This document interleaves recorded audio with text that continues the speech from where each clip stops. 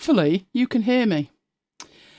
YouTube's having a moment and coming on top of last week's moment that everything else had.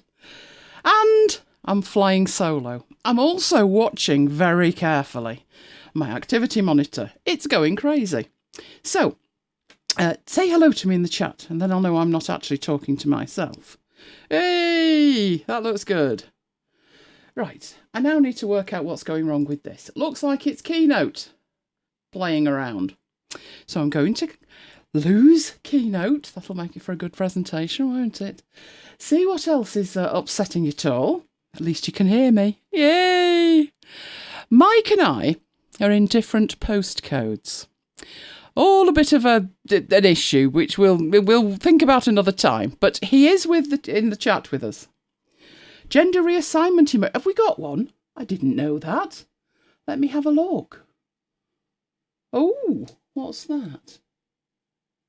Is it? I just thought it was a lady waving. Shows you what I know. Hello, Paul. Hello. Yes, so Mike's here. Mike's going to keep me entertained in the chat, I presume. And I've also got messages open, Mike, but that might not be the best idea I've ever had on account of the fact everything's upset. So it's hovering between... This is Wirecast. This is hovering in the safe zone. So hopefully I can keep it that way. I am not using Camtasia, not after the last debacle.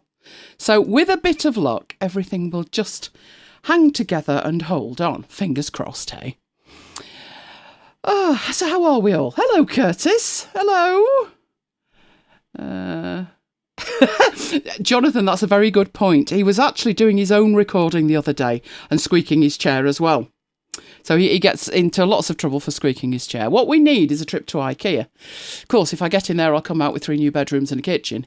So, actually, that's not true. Not the kitchen. Mike would. He'd come out with 3 kitchens. And the email's working. That's fabulous. Well, I'm just going to say to Mike before we actually get going, you might want to put the links for the previous mails into Notion for reference as we move through this, because I'm going to be talking about freebies and I'm going to be talking about the MacBites mail, which has lots of freebies. And I did see there were some links missing. Can't get the staff. What more can I say? Right, let's make sure that you can see my desktop. Desktop. It should be simpler this week, shouldn't it? She said, clutching madly at a wooden desk. Do I have WD-40? We do have WD-40 here, Kim. I think his chair is beyond help, however. So hopefully you can see my desktop. I'm about to run Keynote because that didn't go well. Oh, they're already there, are they, dear? Is this because you got more time because you're not here? I got mugged by the dog. Yes, I went out, took her out and got promptly mugged when we came back in. She's so far had a packet of venison sausages. Oh, do they stink. So I stink of venison sausages now. And what else has she had? Oh, a rodeo stick. But I've got the feeling she might be in town for a bit more. So if she comes in... There you go. Yeah, I think this chair needs a good burial. I'm not sure how long we've had it, but they're IKEA chairs. Can't remember what they're called. Oh, Mike, look up the chair. It had a name. They all do at IKEA. But this one wasn't bad. It was something like a Kelvin. You could pronounce it. But I don't think we've had them 10 years. Mine's only got one arm on it now, but actually it's quite handy. I should probably get my slides up rather than talk over nothing, shouldn't I? Whee, there we go. You should now be seeing that. Now, I would tell you what's coming up if I'd had time to put that on a slide. But issue is we've had to cobble a show together, shall we say. No, I mean carefully craft a show together is what I mean. It's slightly different than we had anticipated, but all will become... You'll understand the reason down the line. So, I'm assured from what you've all had to say, it will be just as on point, but we will come back to the bits that we were finishing off maybe next week or the week after. There you go.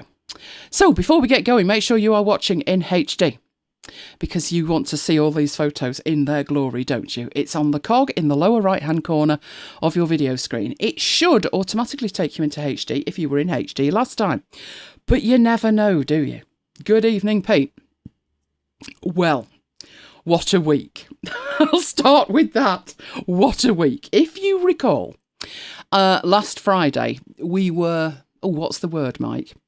One my mother would have used, up the wall. We had a lot to do ready for Saturday. But it all came together. I'll be talking about the Apple Awards, Paul, because that went so well. Yes, Saturday was our big do. Biggest event of the year.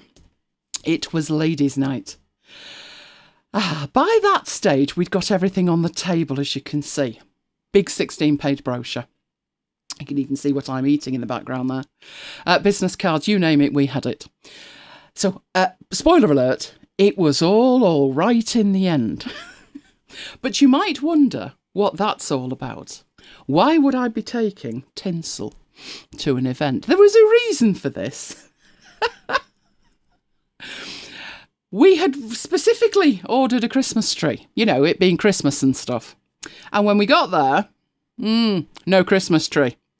After I had torn them a new one, Mike will attest to that, I was working away, blowing up balloons. Oh, 1.5 second lag on the switch to HD. Oh no, that's not good. But you do want to see this in HD, don't you? Hey, at least if we've got ballpark sync, we're doing well. Because I've had a couple of reports that the on-demand YouTube have mucked up again. So I'm going to have to deal with that as well. But last Saturday, I was dealing with the fact that we didn't have a Christmas tree. And we wanted a Christmas tree.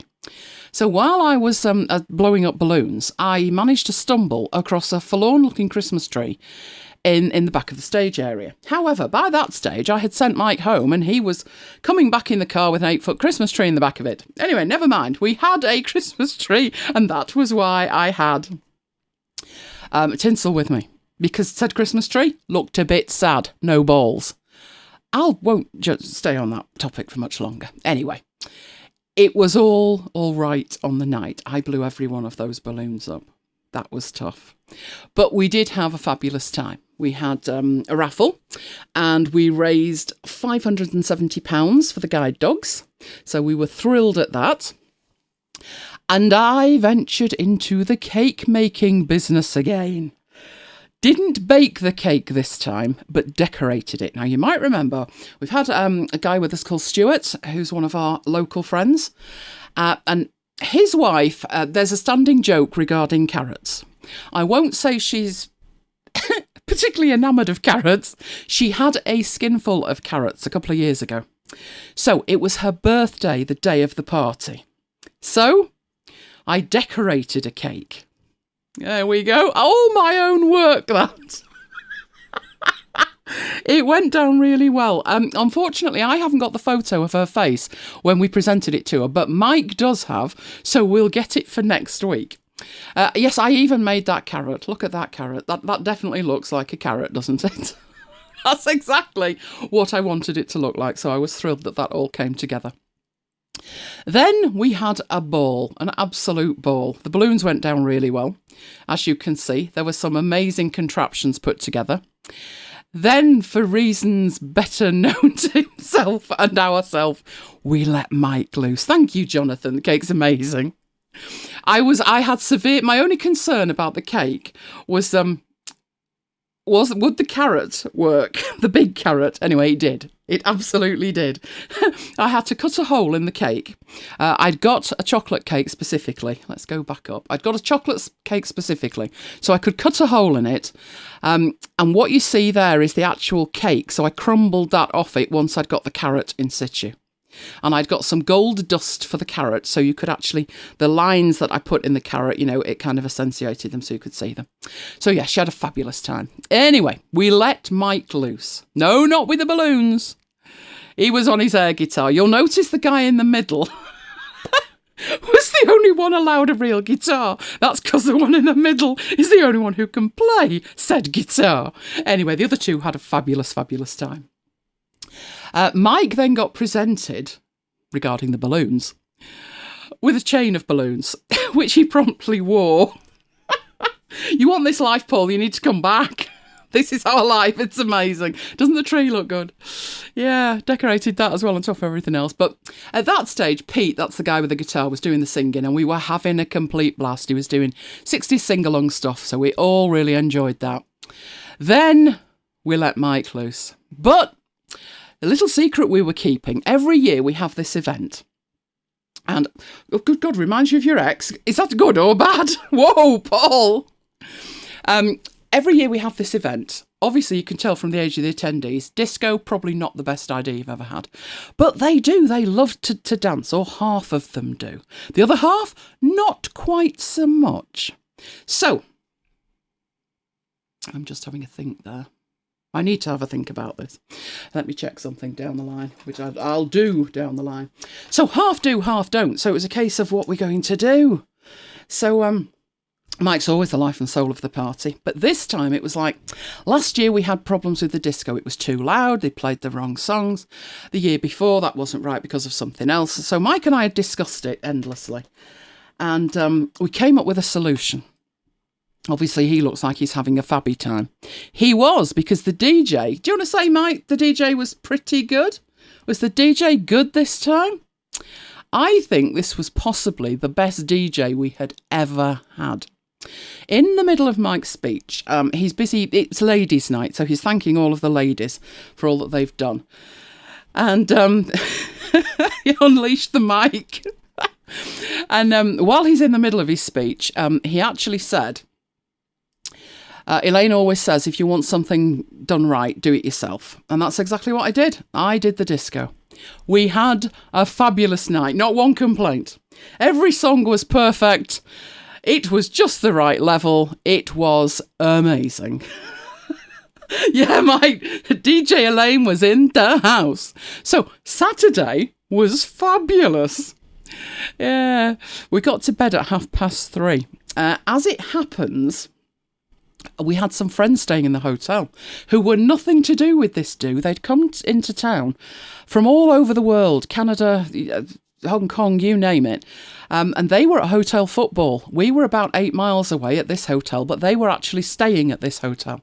So by the time we'd finished and taken the tinsel off the tree and taken it home, we were ready to go to bed, and we had Lola with us.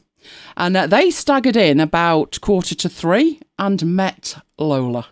So it was about 3:30 when we finally got some sleep. And the next morning, oh yeah, we were up again at 7:30.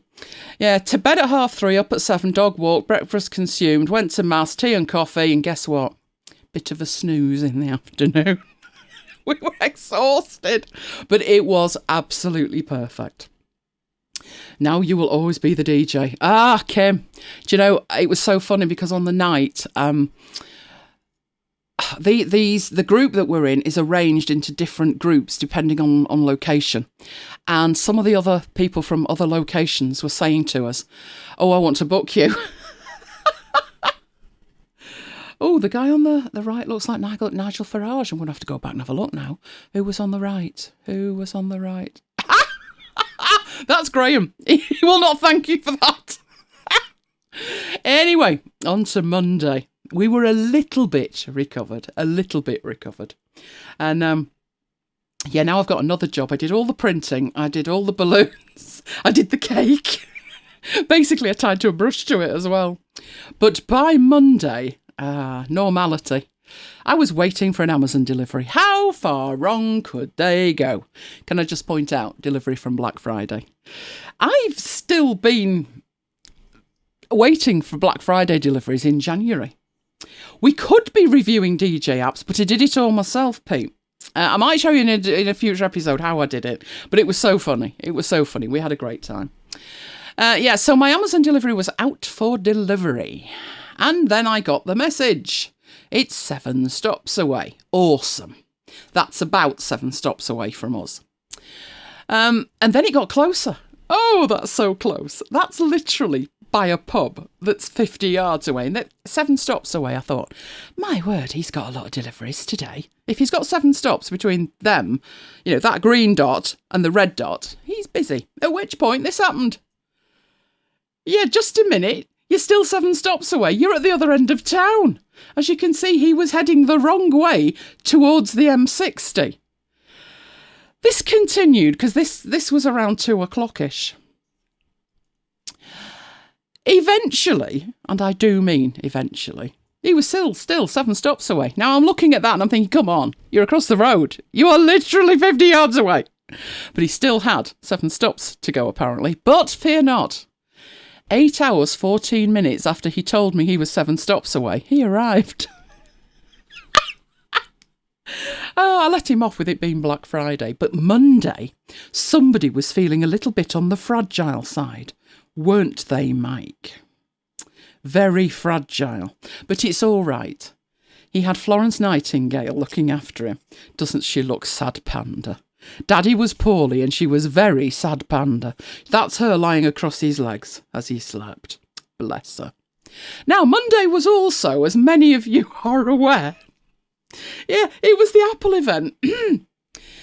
Talking of sad panda, the rest of us were somewhat bemused on Monday, would we say? You see, I did not hallucinate this. Look, there's the poster. Join us, it says, for an Apple special event, it says. We'll be honouring our apps and games, it says. Where were they? We all gathered, didn't we? I was there. Mike was asleep in bed. But I was there. You were there. There was nothing. And I remember thinking 10 minutes in, OK, so I've got another hour and 5 to fill and nothing to fill it with. And there was nothing.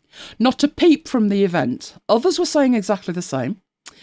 Eventually, news did come out that it was a briefing session and that the winners of the Design Awards would be announced at midnight. But look, it says join us for a special event, and we did. It's a bit like us not turning up on Saturday, wasn't it? Well, I hope you managed to enjoy the chat we had. We've basically mapped out what we'd like in after hours for the next 3 months. So, not a waste of time then. On the Apple front, I think they've lost the plot. It was funny, actually, because Graham said, I can't be with you tonight. Then he popped in and then he popped out, and that was like, well, that was all the news we had, Graham. I saw one photo, which I shared with you, and the rest of it really was after the event. So, never seen that before. Will we trust them next time? Maybe, maybe not. Good job we can make our own entertainment, isn't it?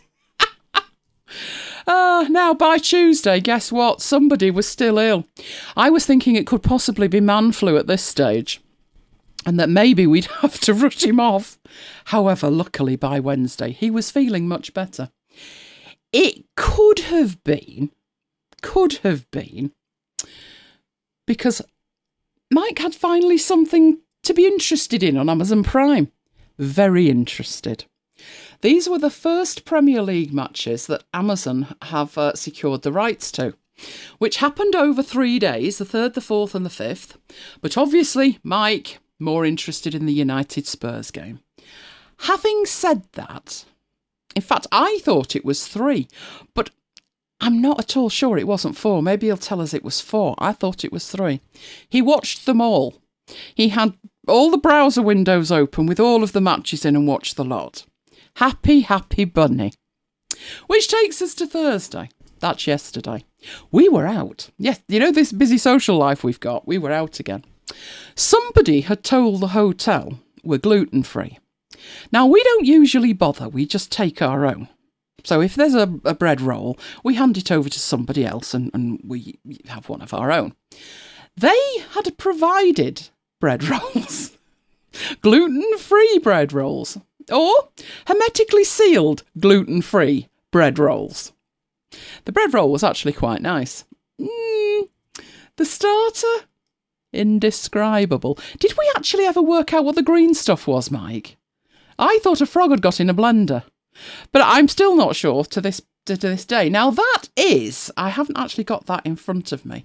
But it said tureen of salmon with something bread. Like garlic something bread.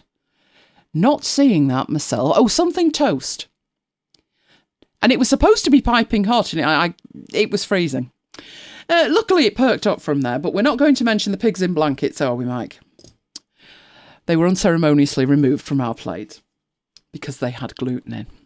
but I would have eaten the bacon. Anyway, that brings us on to today, and we are here.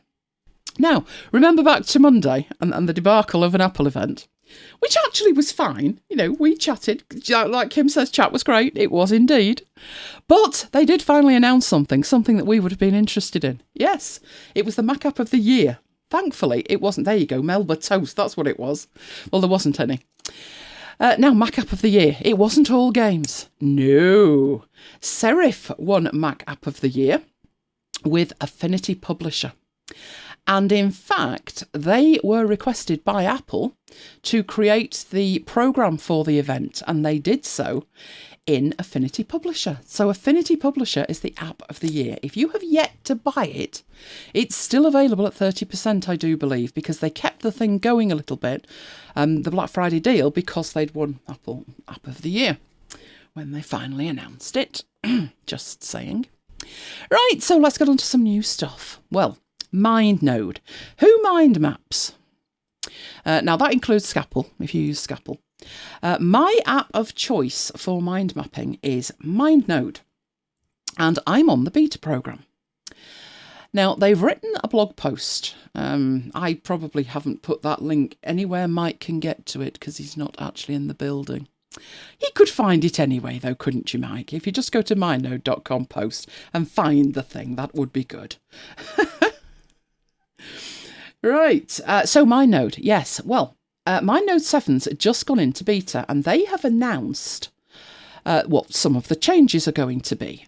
Basically, as you see here, what they've learnt before, and then we came to that. I thought, no, not another one. Yes, a subscription. They are going to go to a subscription-based thing. Now, that does mean that there will be a free reader, which will do those of us who actually use it no good at all. But they've trotted out the usual. We can deliver updates to our users much more frequently. Yeah, right. And we can deliver our money to you much more frequently. Decreases the price of entry for new customers.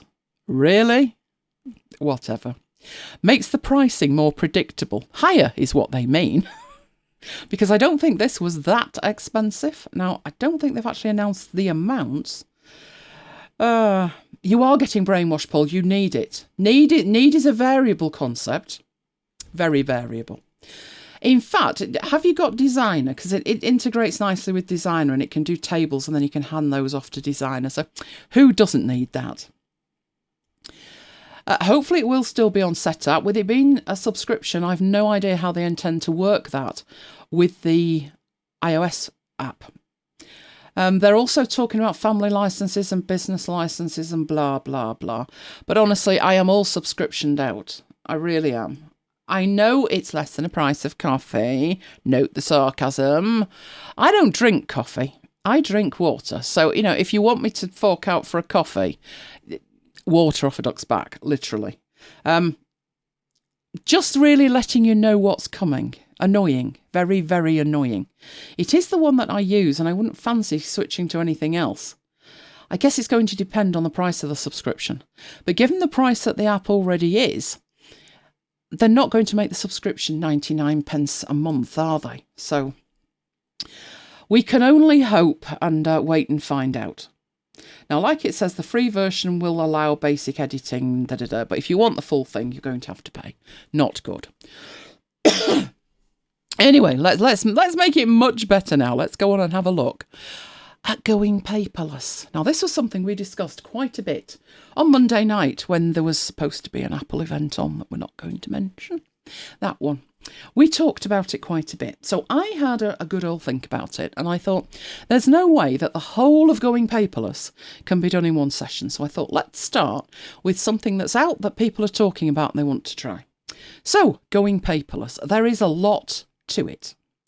So we'll break it up over a few sessions. Hello, Tracy. Problem, it ends up as several cups of coffee with all the others. Exactly, Graham. I find the arguments disingenuous. I don't like it at all. Anyway, on the upside, DEVONthink hasn't gone subscription yet. They have, however, made it activated per seat, so don't get me going on that.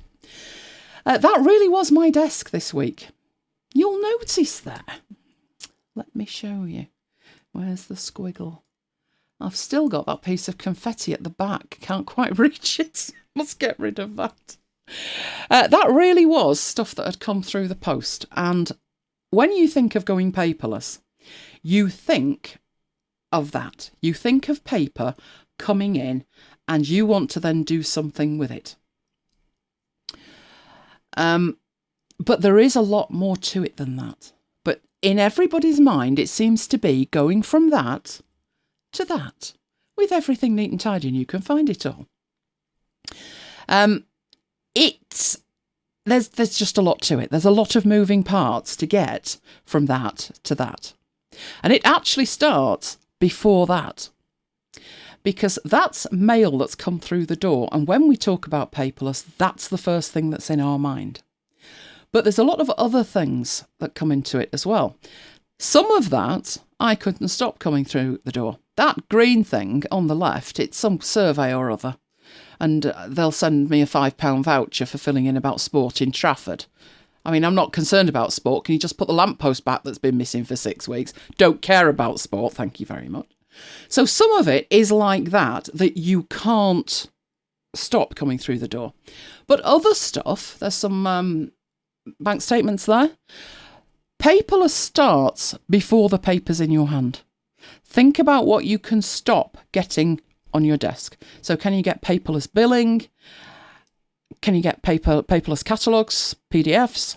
Now, the one thing to think about, which is why I do have bills there, the electric bill will be there, the gas bill will be there. There won't be a telephone bill, we don't have a telephone. But there will be household utilities. Usually the gas, the water and the electric. And I refuse paperless billing. But there is a reason for that. Also, I don't have paperless billing on my credit cards. Why not? Well, we're going out tomorrow and they want something in terms of ID of where you live. And they won't take a PDF copy of it. They want a physical bill. So sometimes you definitely don't want that. You can still scan it, and once you've got 6 months of them, throw the others away, but always keep the latest couple, just in case. Yes, Pete, I tweeted Pete with this and I said I'm channeling my inner Pete Lax. Because Pete's the one who's desperate to go paperless. And all that lot got scanned and it all got binned, all of that. So we're going to start by really jumping in the middle of this, but it's going to make logical sense. But when I say jumping in the middle, what I mean is I'm going to talk about what I have mentioned briefly, I think it was during the gaming event, that it's easier to go paperless if you start with a set of locations to put stuff. So basically, you start with that and not that. So that's what we're going to be looking at, and the app I've picked to do it in is DEVONthink 3, which in my opinion is the best way to do it. It integrates with a lot of scanners. Having said that, it doesn't integrate with mine, so I'll show you an alternative workflow if it doesn't integrate with your scanner. But I'm going to be using DEVONthink 3, so things to think about with it. If you've got DEVONthink 2, pretty much everything I talk about will be the same. The upgrade, you may be still waiting to upgrade. And the reason for that is DEVONthink 3 is only currently available direct from Devon Technologies. They have promised it will be available in the App Store at some point in the future. Now, it was actually released on the 12th of September this year. So 3 months on, we're still waiting. My thought on it was, one, they're either having problems with Apple getting it in there with all the extensions, or two, they're waiting until people bite the bullet and buy it from them with the number of seats that they need, because in the App Store, they can't control the number of seats. But eventually it will be available in the App Store. I have had to give in and buy it from them. When it comes in the App Store, I can see I will probably buy it there as well, and that will sort out all of my other computers. But at the moment, I've got 2 licenses for it, 2 seats. Now, a couple of weeks back, in fact, it was probably about 4 or 5, I also mentioned Take Control books. We looked at them in relation to this, but we also looked at it in relation to they had a Black Friday sale on.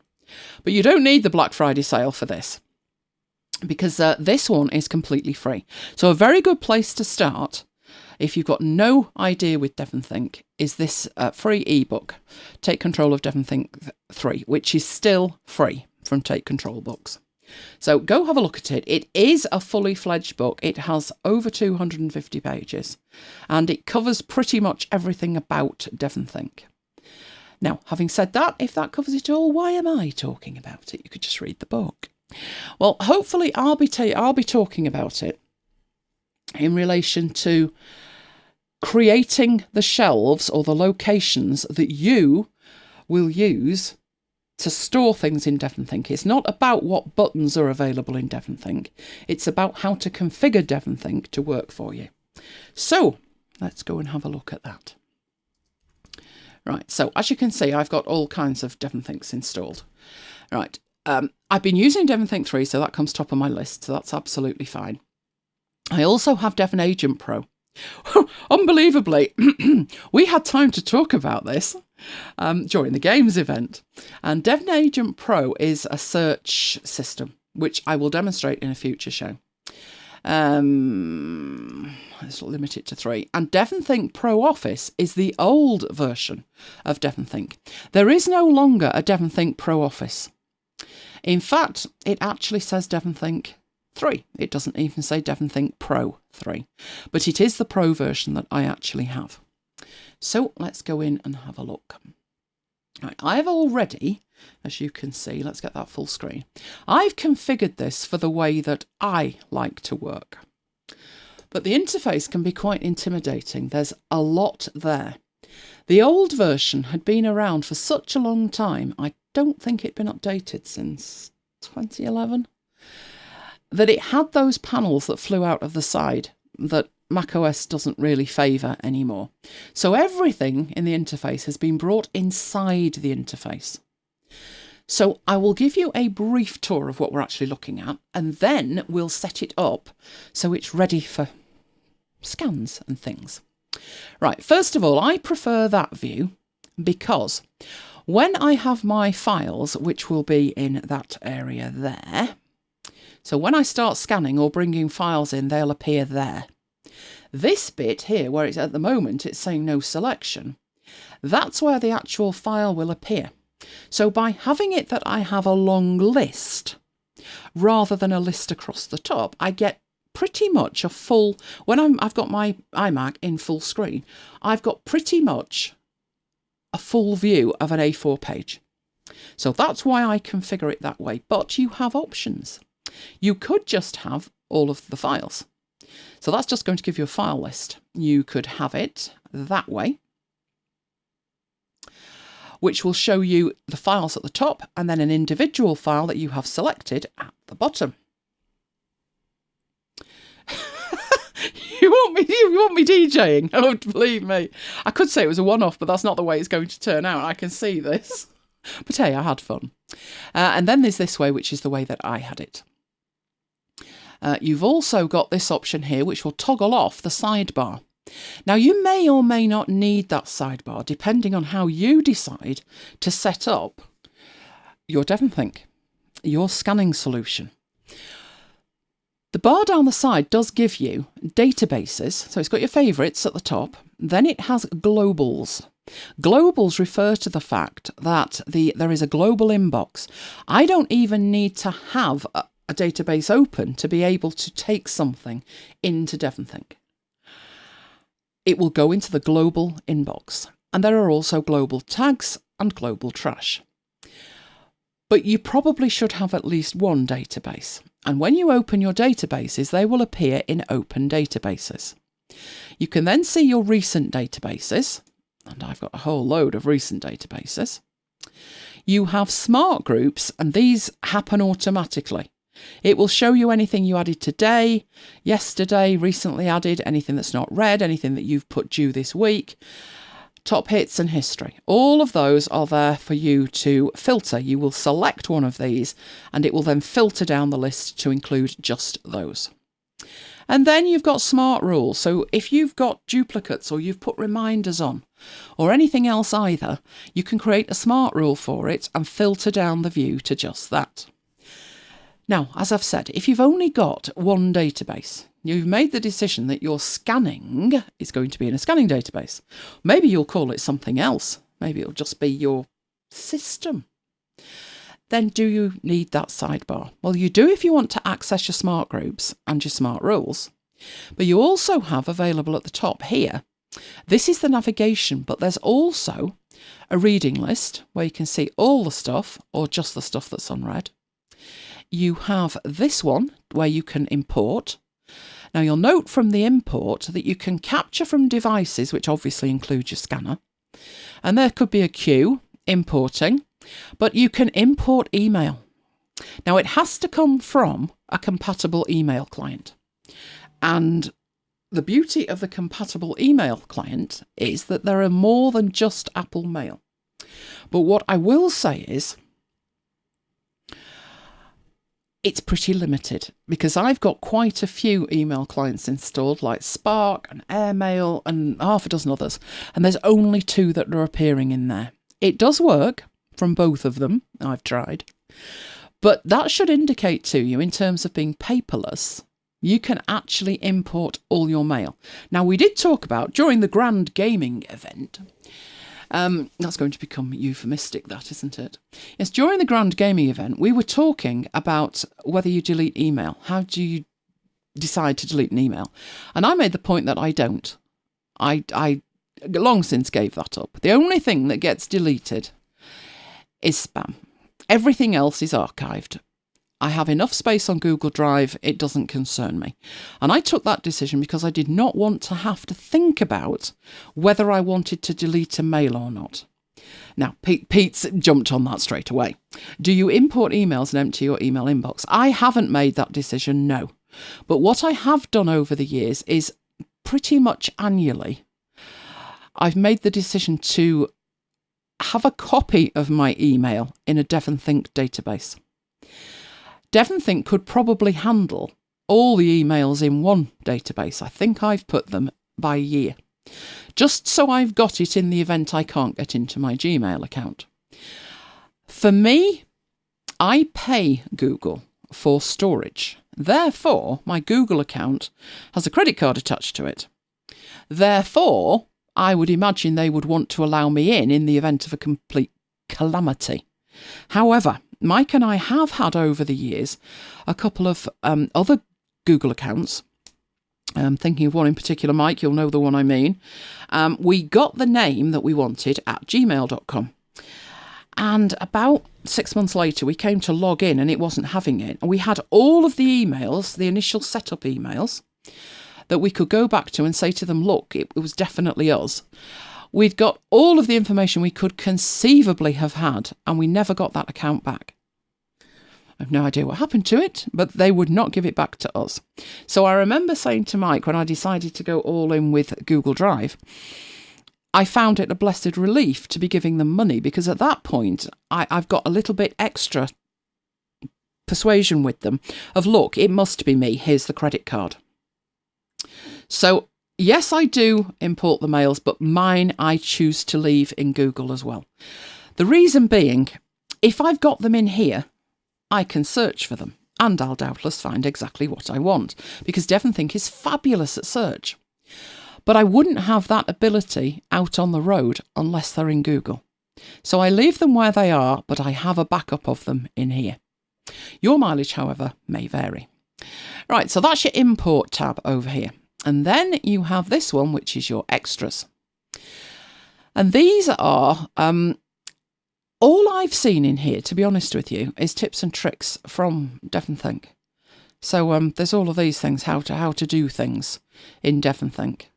But it's a good place to start if you want to, say, stop your devices phoning home and all of that stuff. And promotions from DEVONthink, so this is their Black Friday stuff. So it's a way that they can get stuff into your inbox. That's good, isn't it? Now, these aren't actually in your inbox. You could probably drag them in there if you wanted, but basically it's extra information. So all of the updates are in here, you know, the December updates that they've done, and change logs and stuff like that. There you go. Right, what's the mobile app like? It's nowhere near as fully functional as the desktop app. Depending on what you want to do with it, adequate is a word that springs to mind. During the Grand Gaming event, we discussed how I got stuff into my systems. Because I use DEVONthink, I use Notion, I have been using OmniFocus, but I'm trying to replace it. And I said that I used an app called Drafts. Now, Drafts can't work with attachments, but what it can do is work brilliantly with text. So if I've got a note that I want to send somewhere, anywhere, it could be an email, a text, to Facebook, to Twitter, a note to DEVONthink, it could be a to-do item, whatever it is, it will go through Drafts. So I never worry about what the mobile app is like in anything, because I have Drafts. Now, not going to get a chance to look at that tonight, but we will look at that down the line, because obviously that's an integral part of the system that I've got, that this wouldn't work if I didn't have that ability to capture on mobile. But the DEVONthink app is certainly adequate. It can synchronise. It's got an in-app purchase where you can decide how you synchronise. It's not that expensive, and it's not a subscription. So I went for the in-app purchase, and what it allows me to do is everything that I put into my desktop DEVONthink will get put up to a cloud location that the mobile app hooks into. From there, you get an opportunity to say which bits you would like to download, which is a far better way of working. OmniFocus is okay. It's great when you can use it. It is expensive. It's not a cheap option. The problem with OmniFocus is it doesn't encourage me to use it, I must admit. I love the power of it when I'm using it and it's up to date. But sometimes to keep it up to date, it just becomes another project to have to manage. So to be honest, I've pretty much rebuilt it in Notion. I know it sounds ridiculous, but the thing is, OmniFocus has the ability to put tasks in it and documents in it. Why would I do that? Why would I put documents in there? Or notes from telephone calls? Because if I do that, they're separated from my true project management system, which is Notion, that I want to have everything in. So I've pretty much rebuilt it in Notion. The only thing that it has is there's a really nice watch app, and I do like getting the notifications of stuff that's upcoming on there. But if I could work that out, then I probably wouldn't use it. I too have tried every task app on the planet. Do you know what? A piece of paper still works pretty well. I tried things, it's absolutely gorgeous, but I can't put anything on hold. And I have far too many projects for them to be active projects. Now, luckily, if I can get on with this, then I can show you what I do with that and how I move projects in and out of an active state. And that the ability to do that is critical, and things can't do it, but it's really pretty. The other one that everybody seems to rave over is Todoist. And that doesn't have the ability to put things on hold either. So, no. That's the problem. It was a chore trying to save chores, and it shouldn't be. It should be a joy to use, and it should be simple, and it never felt that way. It always felt like I had hoops to jump through before I could actually do the things I was needing to do, and by that time, I'd lost the will to do them. Good evening, Charles. So, we've done this sidebar business, and I was saying you may not need to see that sidebar if you go for one database. But you've also seen that there's search stuff in here and the import stuff's in here. So the ability to bring it back, if you do need it, is very useful. Traditionally, I have had separate databases. And I think it was because you're going to love this. I had not a clue what I was doing when I started with DEVONthink 1. Not a clue. So I built separate databases. It wasn't wrong. It was just one way of doing it. Now, would I do that? Probably less so.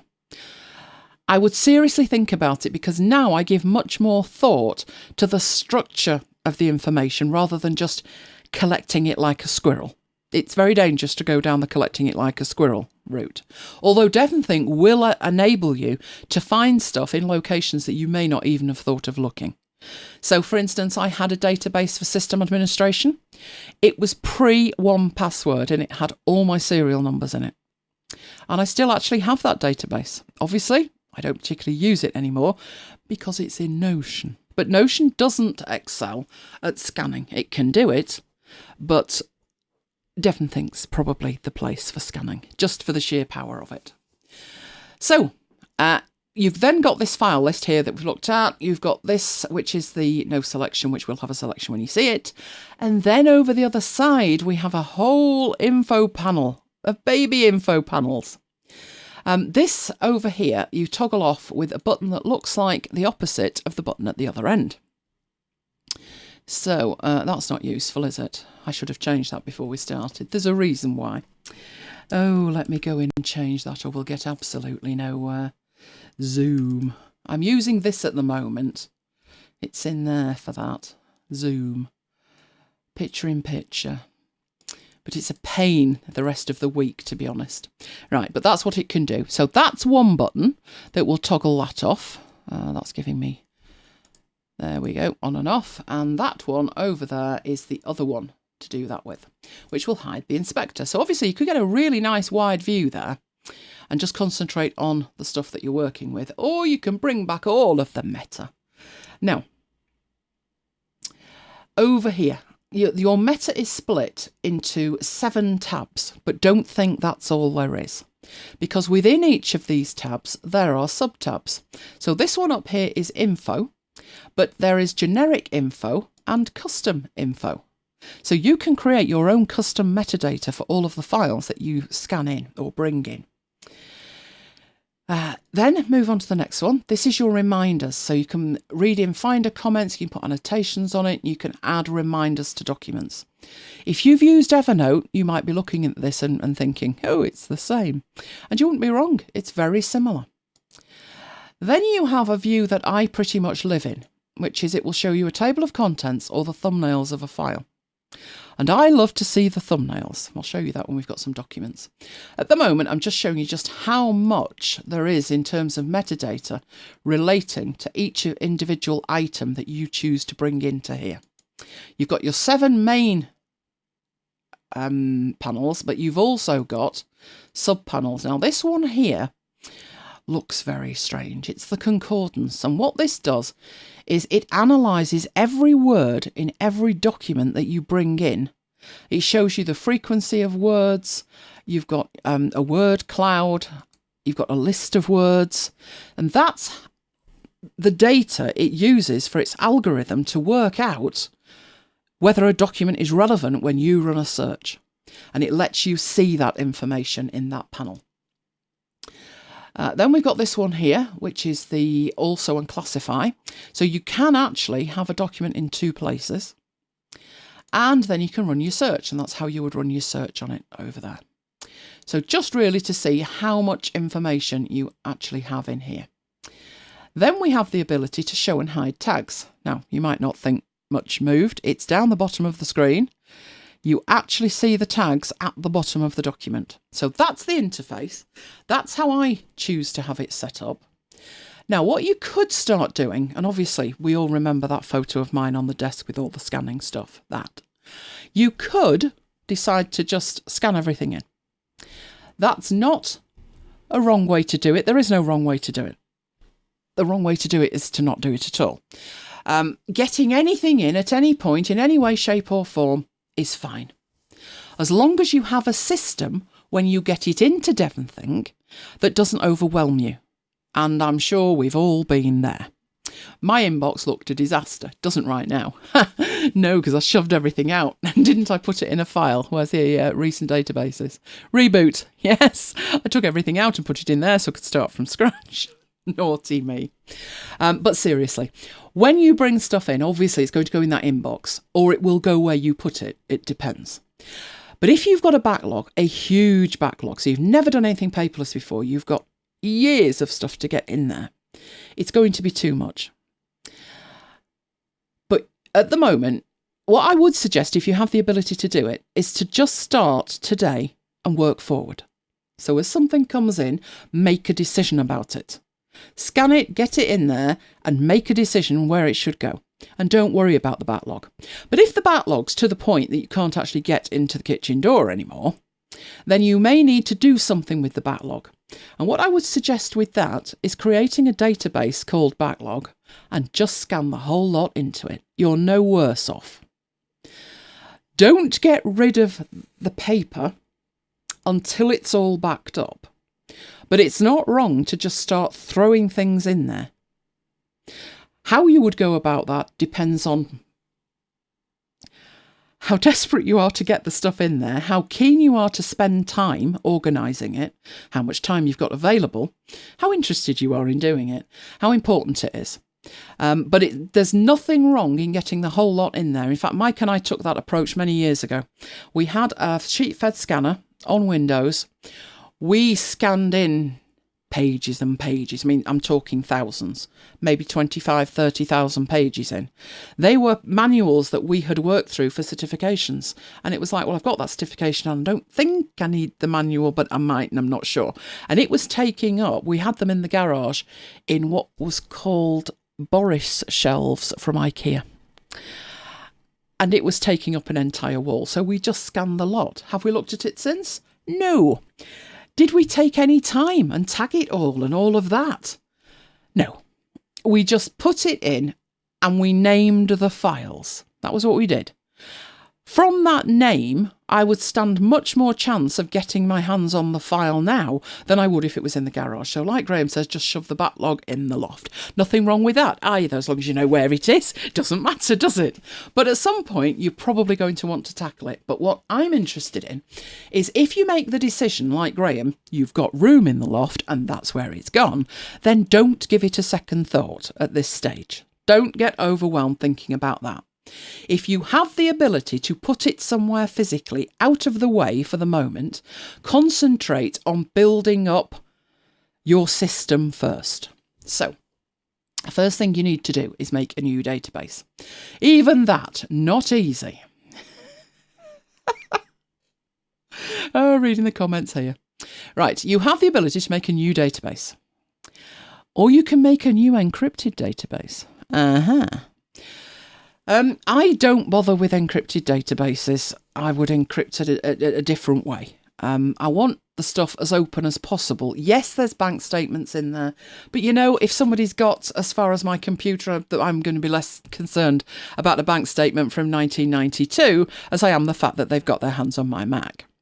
So I don't bother with an encrypted database, but an encrypted database is a way to encrypt it at source on your computer if you want to. Don't Google IKEA Boris. Oh, I daren't do that now. No, I'm not doing that. Right, so I'm going to make a new standard database.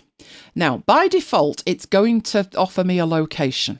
And the location for me is in my local documents here. So it's my folder, local documents, and there is a DEVONthink 3 folder. You can put this anywhere you like. You can put it on an external drive. You can have it in the cloud. Oh, you are terrible, Pete. You are distracting me. And I have seen Cassette Boy and it's hysterical. Mike, find the link and put it in case anybody's not interested in Paperless, they can go watch Boris. So where should you put it? Well, the one thing I'd be careful of is putting it in a cloud, per se. Not for security reasons, just that not all cloud services are equal, as Pete found out when things disappeared. But the second half of the demo I'm doing after the spreadsheet bit tonight, I won't say anything more about the spreadsheet bit, it's a surprise. But the bit after the spreadsheet bit's going to be talking about cloud services and in what way they are not all equal. So your best bet at this stage, I would say, is to put it somewhere local and worry about clouding it later. So let's call this one scanning for the moment, as that's pretty much what's going to be in it. And it makes a database for you. Now the sidebar has changed. We have the global inbox and we have the scanning inbox. So each database that you create within the open databases has its own inbox. So it's quite conceivable if you've got 5 things. So in Pete's case, going to have one for the house. Is that what we've decided? A separate one for the house. So Shez Pete. Right, when he has his house one, you can see multiple databases in the open databases. Let's lose the smart groups. But in the inboxes, you have inbox, house, and scanning. So these are the inboxes for the individual databases. You could actually leave the databases folded up at this stage. But you can also see that the databases all have their own smart sorts at this point here, their smart filters in here. So this one would be all PDF documents within the scanning, and this one would be all PDF documents within the house database. So they all have their own smart groups in there. So we've got 2 databases and a global inbox at that point. Now, having said that, at that point, you haven't got anything else there. Now, how would you then decide to organise it? Well, you can create groups. So let's think about a house. What type of information are you likely to have about a house? Well, there'll be legal documents. They'll be a nightmare, won't they? So what you can do in there, now you can of course open these in a new window. So if you just wanted to see the house database and focus on it, you can actually have a new window. But I'm going to try keeping it simple and stick in with one here. Well, what I'm going to do is create a new group, and we'll call that legal documents. What else would you have? Oh, you've got to have... Now, this one's actually interesting. What would you do with decorations? You're going to move into a house. You're going to want furniture, carpets, decorations. How do you want to organise that?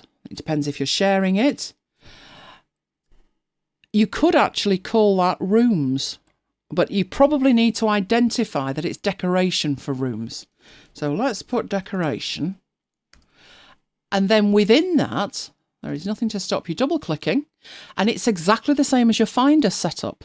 Then go into new and put a room. You are going to need a new kitchen. So put a group for kitchen, put another one for bathroom. Need a new bathroom as well. This is going to be expensive, isn't it?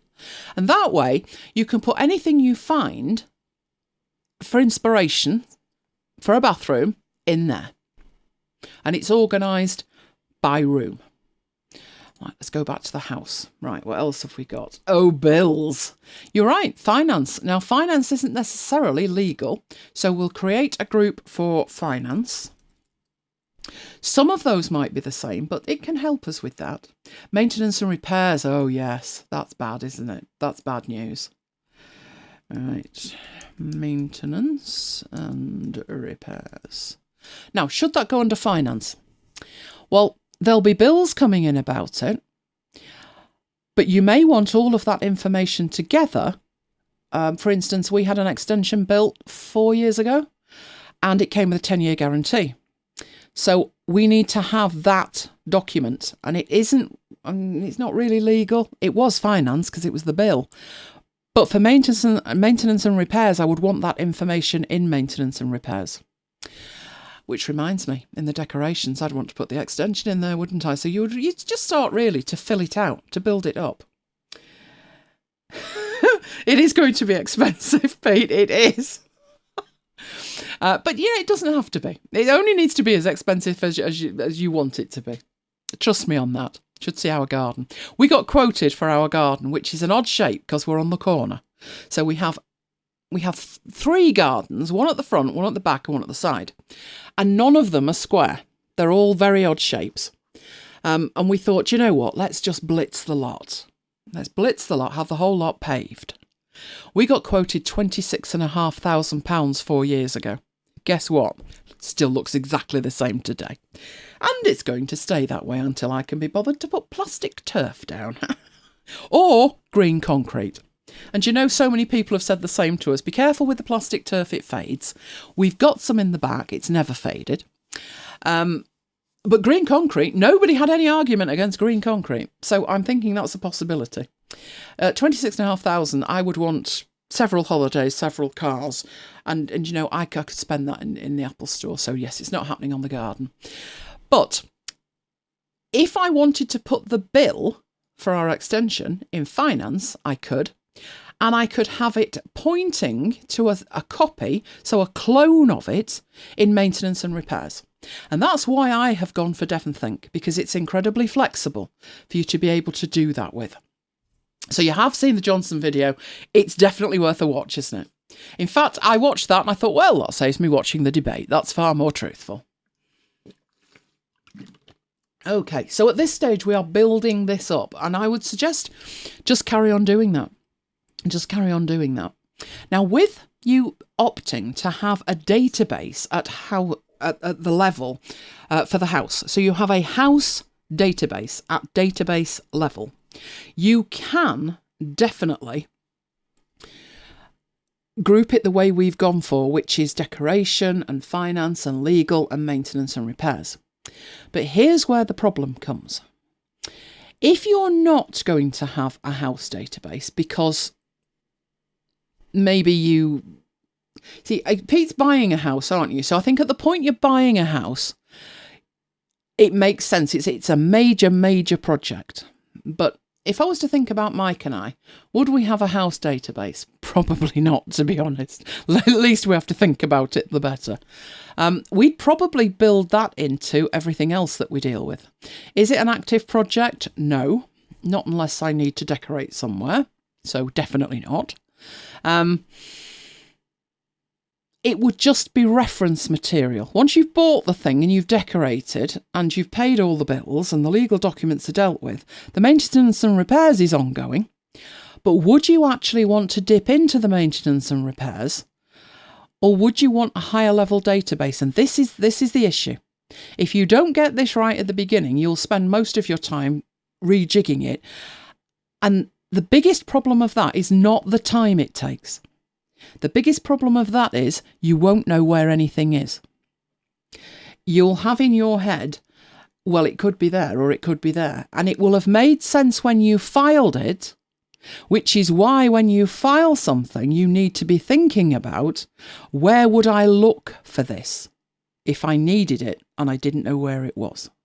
And that's a far better way to think about it. So what we've done with that one is, that makes perfect sense in relation to a massive project like buying a house, renovating a house, something like that. But what to do, let's fold up the house one and think about the scanning one. So let's say we managed to persuade Graham to get his box of toys out of the loft, and you're in the process of scanning in a lot of mismatched information. What do you do then? Can you nest databases? No, you can't. What the nearest you could get to nesting a database is a totally separate physical structure. The beauty of DEVONthink is, let's grab some stuff in here. Let's get Firefox. I closed that down because it was stressing the system. I don't know why it was stressing the system, but it was. And we've seen that now. So now I've only got one tab open and it's not stressing it quite as badly as it was before. Right, shall we find a house? Let's find houses in our postcode. Property for sale, there we go. I've no idea how well it'll clip stuff like this. Oh my, look at the prices of these. Right, let's allow all of these. Have we got one near us? That one's near us. Mike, have you seen the price of these houses? Literally, this one's around the corner from us. That's obscene. Oh, it's very nice, though. Oh, that's very modern as well. Oh, I'm liking the kitchen. So really, can we actually manage to capture something of this? That's a bit too modern for me, but the kitchen's nice. I'll show Mike this and that'll be the end of that. Actually, that looks like our extension. That looks like Benny Boy built that. Oh, it's massive, isn't it? I'm beginning to see the price. Let's see if we can actually grab some of these. Now, obviously, photo-wise, if you can see them, you can grab them. So if we can grow. Well, it's not having that at the moment. Let me show you another way. First of all, you've got your clipper. You've got your clip to DEVONthink. How good that is going to depend. I'll go for a one-page PDF and see what it makes of it. But what it's brought up is the clipper, and this is a way to get information into DEVONthink. Now, obviously, we talked about Paperless, and I said don't focus on those papers on the desk, because Paperless could be this. So many people would print that out. And what we're hoping is that you don't need to print it out, that you can take it from your browser straight into DEVONthink. So we will add it using that clipper and see where it sticks that into one of the inboxes, hopefully. One of them. Thinking about it. I don't think it's going to make a particularly good job of that one. I'll be honest with you. Oh, it's downloading it, so it's having a rare old think about it down here in the lower left-hand corner. That's a very complicated page, and for that reason, I will show you other ways to get bits of that in as well. And I am not moving. You could only link to a live page. Okay, right, so it doesn't like Rightmove. Well, let me show you some of the things that you can do. I'm going to have to find a different one. I love the thing, but I don't like the style of it. Not at all. Oh, nice. Are any more like ours? I think these are in price order. Let's get that one with the very nice garden. Let's go and have a look at that. That's got 30 odd photos. Right, well, you can embed a live page, but if you wanted to capture some of these images, then you've got a couple of options. If you go up to your DEVONthink clipper up here, you have a whole range of things that you can do. So that one there is showing you the databases that you have open, and you can actually live search from there. This one is going to allow you to clip things. So that one's a note in rich text format, and it's going to put it in the inbox. That's for things where you're making notes to yourself. So, you know, I said about making a note on a piece of paper. That is there for you to bypass making a note on a piece of paper, basically. You can also record notes to yourself. Just click the record button and it will start recording. I won't do that. It'll probably upset things.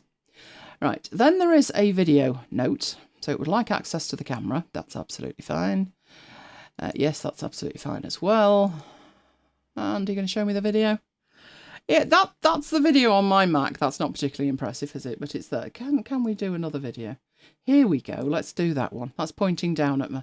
There we go. Live. So that's fine. So yes, it can do a video note. You can also capture though. And one of these things is a whole screen, a window, or a selection. And I'm going to go for a selection and say, yep, I'm interested in that house there. So one of the fastest ways to get it in is to do that. And I can even name it at that point. So that one is on Moss Lane, which is literally around the corner. So hit add on that and let's go and have a look. And there it is. There's what it's managed to do. Not bad. That's not bad. Obviously, it's not live in terms of clicking here and moving on. But if you did want the entire page of that, it has got the page as a PDF. And it's got the postcode wrong, but there you go. And that one should be a picture. I'm not so. There it is. There's my picture that I've captured. So these weren't paper to start with. So going paperless, you know, you've stopped yourself printing something out because you've found a way to gather it and put it in a system. But it doesn't actually have to have ever come from paper. Right. Go and check the rest of this. And then you can capture content from. So it knows that Firefox is open. It could have a URL on the clipboard, or you could actually enter one manually. So I haven't got one on the clipboard. But Firefox is there, so let's get Firefox back and let's go to my blog and get it to capture our blog post. There we go. So move that out of the way and we'll come over here and tell it to grab Firefox. And it's gone away and it looks like it's grabbing it. Well, it's highlighted it, it's gone in there and it's grabbed it there. Whether that is coming in or not is a totally different business. I'd imagine it would work better with Safari. But if it doesn't, I can copy it and we can take it in another way by going get it from... it didn't give me that, did it? Naughty, naughty. Right. I would take the time, if possible, to fill in stuff in here, because the more information you put in here, the easier it will be to find it. So I've put blog, but actually it was to do with showing your work. So show your work. Now, you can put comments in, which again will help you find it. It will also help the algorithm in DEVONthink to understand what kind of information it is. Then it's got the URL. You can flag it. You can... Is that a flag as well? Yeah. You can lock it. You can even rate it. So if you particularly liked it, 4 stars, 5 stars, or toggle it off. And you can give it colours. Now, before you start thinking about all of this, Don't just randomly do this. Have it mean something. Otherwise, you'll end up with it in a mess. I never use colours, ever. And I think those colours are hideous. And you can tag it as well if you want. Now, I'm going to look at tagging it in a future show. But tagging, you can just put tags in. So this is to do with my blog. So maybe I want that to be tagged with my name because I don't want it in a folder with my name. I would tag separately from the physical folder storage. I would keep the two separate. You have the option to go for clutter-free, which will try and take away anything that it considers to be extraneous to the main article. But I'm going to leave that so we actually get the lot, and then click add. And again, down the bottom here, it's telling you it's downloading it, and it will put it into the database. None of which at this stage is anything to do with that paper that was on your desk. But never mind, we will get round to that. I promise. So it's having a think about it, and it will do it. I know that because I tried it earlier, and that one I know worked. It did get quite a lot of the sidebar and stuff, but it did have the whole thing that we need. So there's a million ways of getting stuff in here. You can also drag and drop files in here, any files. So if we've got, there's my 7 top tips for Scrivener article that I clipped earlier. So that is... oh, I did not want to do that. I did not want you to be in the sidebar. Never mind. Right, here's some stuff. So there's my top tips for Scrivener. That's a PDF, drag drop. It's in there. That's my missing in action image that we saw earlier. That's why it's in this folder. And then there's my QR code that I created earlier. So anything I can bring in here. There's Lola. Lola looking after Daddy on the bed. So let's bring that in. There we go. Oh, right in her ear. There we go. She's pretty much looking like that now, having stuffed herself stupid with treats. So, doesn't matter what you're taking in there. Audio, video, PDFs, images, Word files, Excel files, numbers files, pages files, doesn't matter. It will take the whole lot. One of the huge benefits of DEVONthink is you are not locked into it. If DEVONthink goes away tomorrow, you will still be able to access all of your files. So let's have a look at that with this Moss Lane one. If you right click on it, you should be able down here, she said, show in Finder. And you will see it's stored in a horrible location. I mean, look at the path. But basically, this database is in the application support inbox database. It's in files no index, JPEG 1, and there's the image. And you could actually pull it out from there. So one of the things to think about when you're going paperless is how you're getting everything out in the event of a calamity. And this one makes it really easy for you, which is mainly that is the main reason I don't bother encrypting it. If I want it encrypted, I'll encrypt it later, but I want to be able to get everything back as near as absolutely possible. But the aim of tonight is to get us the shelves onto which you put your stuff. So I'm going to go down to the scanning one, which has got nothing in it at the moment. And I think it's useful to have the structure there first.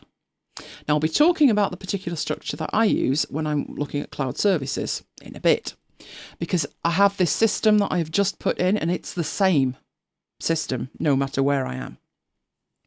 But just to show you what DEVONthink can do automatically for you, you have available from the menu extra little things like scripts.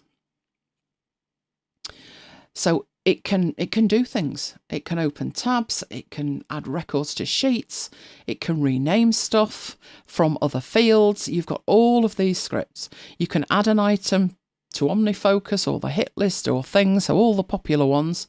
So it's a to-do.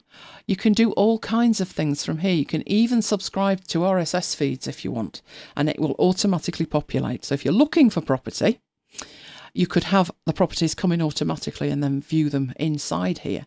So these are extras that you've got, but that's not all that it can do.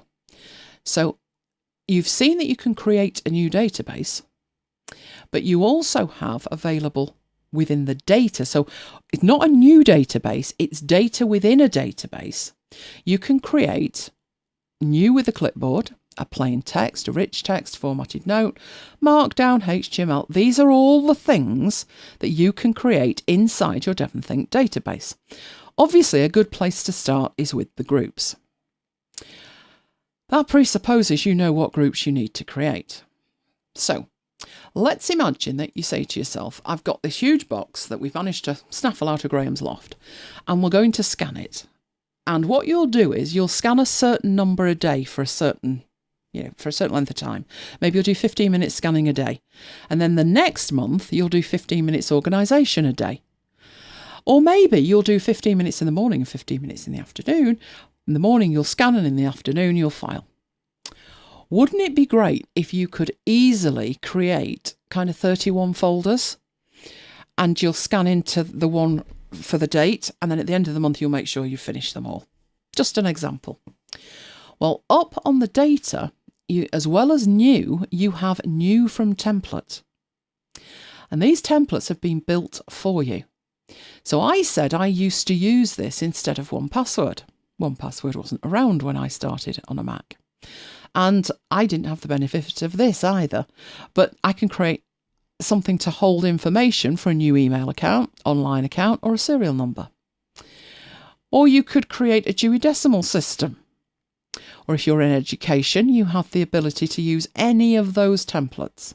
So if it was a technical report you were writing, or you wanted to make some Cornell notes, you can do that using a template. Then there's productivity. So you could even create a weekly review in here. So how many of you do GTD and do a weekly review? I know Mike tries to do GTD. Weekly review, not quite sure how often that happens. But what it means is, let's go and choose a weekly review.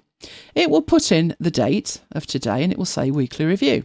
And when I go down the bottom, it gives me a starting point. Now, it says, add all your notes, post-its and papers to DEVONthink. So what it's going to do is take you paperless. Now, it's then telling you where to look, and some of the things aren't there. I'm having a quick look. This says voicemails. I don't know what Redbubble is. Not a clue. What it doesn't have on there is email. It says computer, inbox downloads and trash, but it doesn't actually say email. So one of the things I would want to add here is email. Let's go in there and put email. So make sure any actions from my email is captured.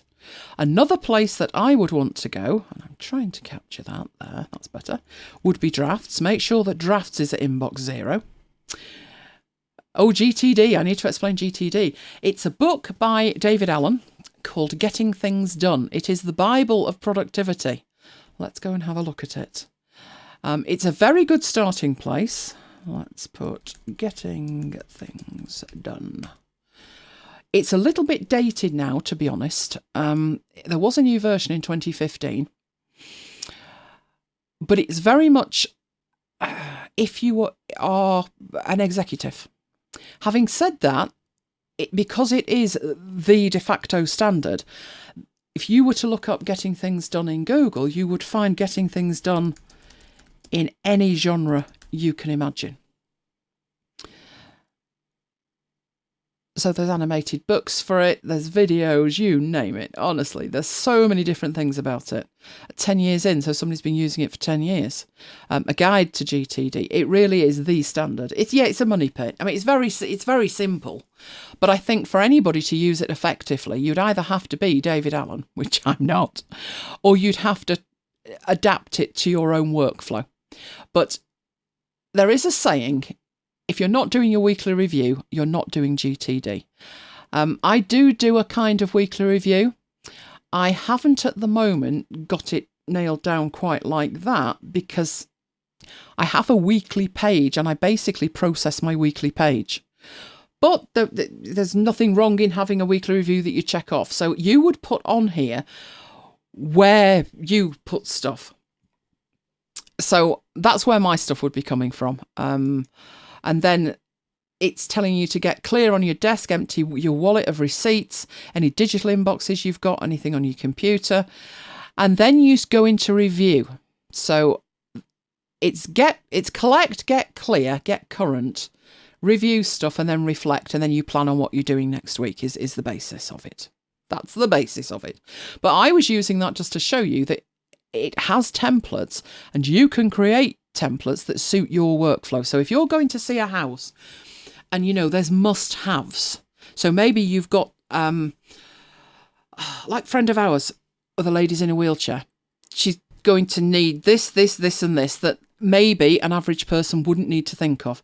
So they may have a slightly different checklist for when they go and visit a property. That, yeah, we love that, but really the doors could have done with being a bit wider or something like that. So very much customise it. But the power of this isn't particularly in one page. So new from template, we were on productivity, weren't we? Just to show you the things it can do rather than one page. So let's say I wanted to keep a daily journal. I could click on daily journal and it opens up this, and that's really nice. It looks nice. There is a random quote every day. There's headlines that it's pulled in, but they're very American. It puts the time in, and then you just start typing about your day. So I could put doing an after hours show. There we go. I could even say which one. It's 52. Right, now if I close this, this is a note, a formatted note. But if I close that, where did it go? Well, it's not actually there. That was my weekly review. But what it did do was build this. It says journal, 2019, 12, and there is my entry. So instead of just creating for me one item, it's actually built an entire structure for me, which is useful if you want to do it that way. Now, taking that principle a little bit further on the data, new from template. So let's go back past productivity. Some of the ones that are incredibly useful are these ones, 1 to 31, or days of the week, or months. We could do our scanning by the month, couldn't we? Or by the day. Now, who's heard of 43 folders? That's another methodology for getting organised. 43 folders gives you 31 for the days of the month, and another 7, that'll take you up to 38. I can't remember what the others are for. Is it next month? But basically there's 43 folders involved. So if I said, yes, I'll have a 1 to 31, in fact, what would make sense is to say, no, I'll have months first. Right, so it says months, so I can put in what exactly that is. So let's say this is the scanning I'm doing in 2020. I'm getting organised. Right. And it's put them as 01 January 02, so it keeps them in order. And we're into December, so I'm going to go into December. Then go back to data, new from template, let's go to registers and say 1 to 31. And it puts them in a folder of its own, which is grand, but not what we want. But that's okay, because we can open it up and we can reorganise it. So here's the 1 through to 31. So I'm holding the shift key down.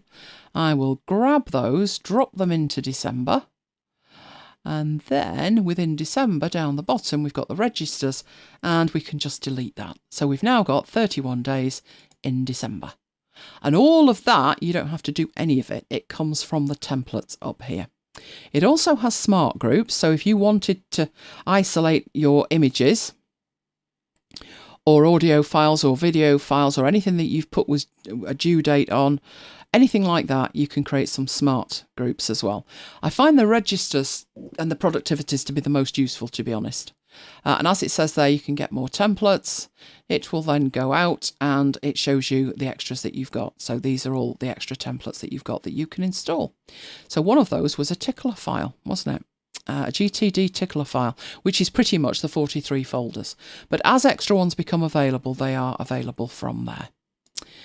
That's what I mean when I say building the shelves. Building you a structure that you can work with. So I've opted there for days.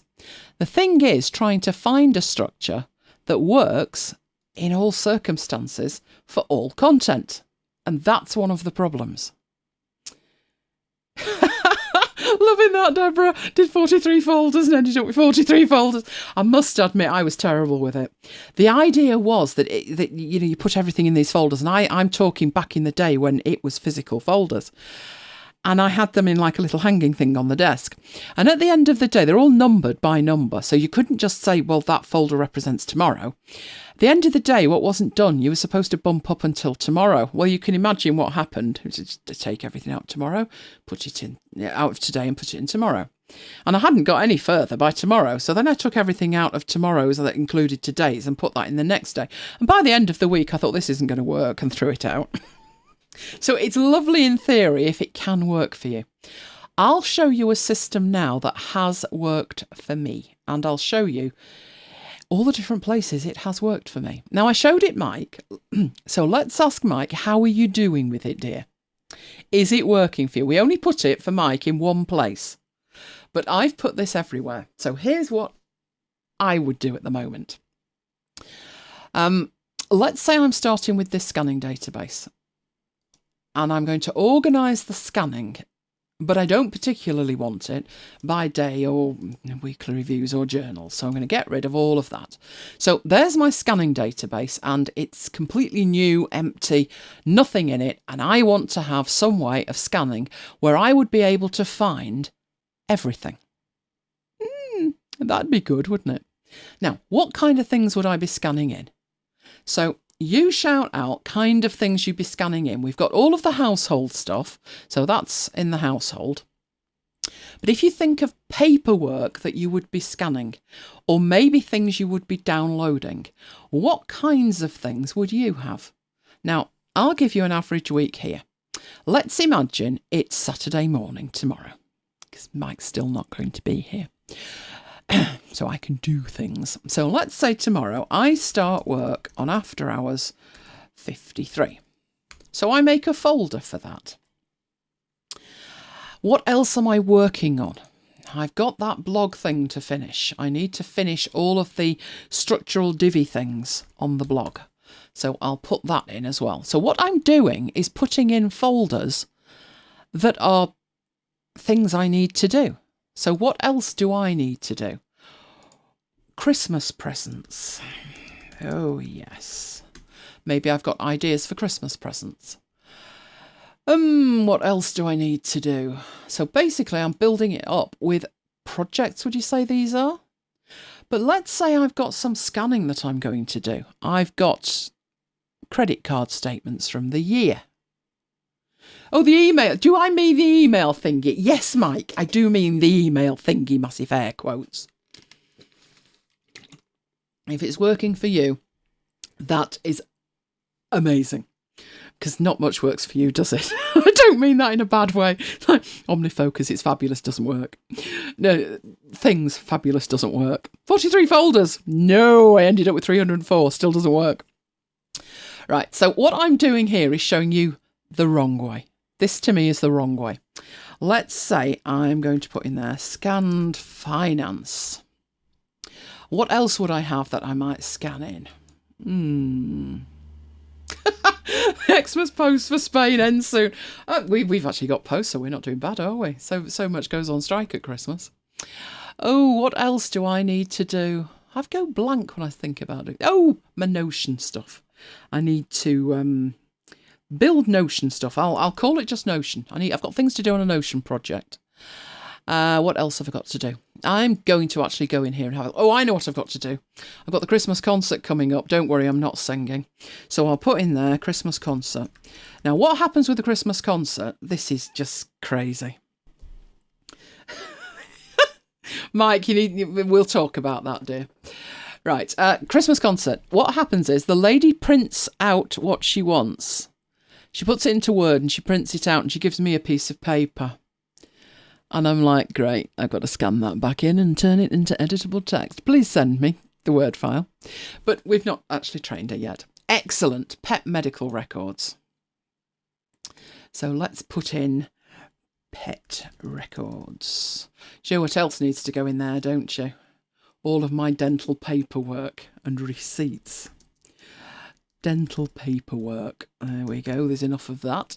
So you see what's happening. I am building up what makes logical sense right now. A group of folders for stuff I'm doing. You know what else needs doing? Graham will understand this. Yeah, this needs doing. MacBites 123. It will get done, honestly, when we're in the same postcode. Right, so basically some of those are what's on my mind right now, but some of them are longer term. So my finance scanning and my dental paperwork would be longer term. But I've got them all in there. So is that a good way to work? You let me know if you think that's a good way to work. I've organised it by project, basically. And once I've created the folder in the root of the database, each folder, which they call a group, appears over on the left-hand side.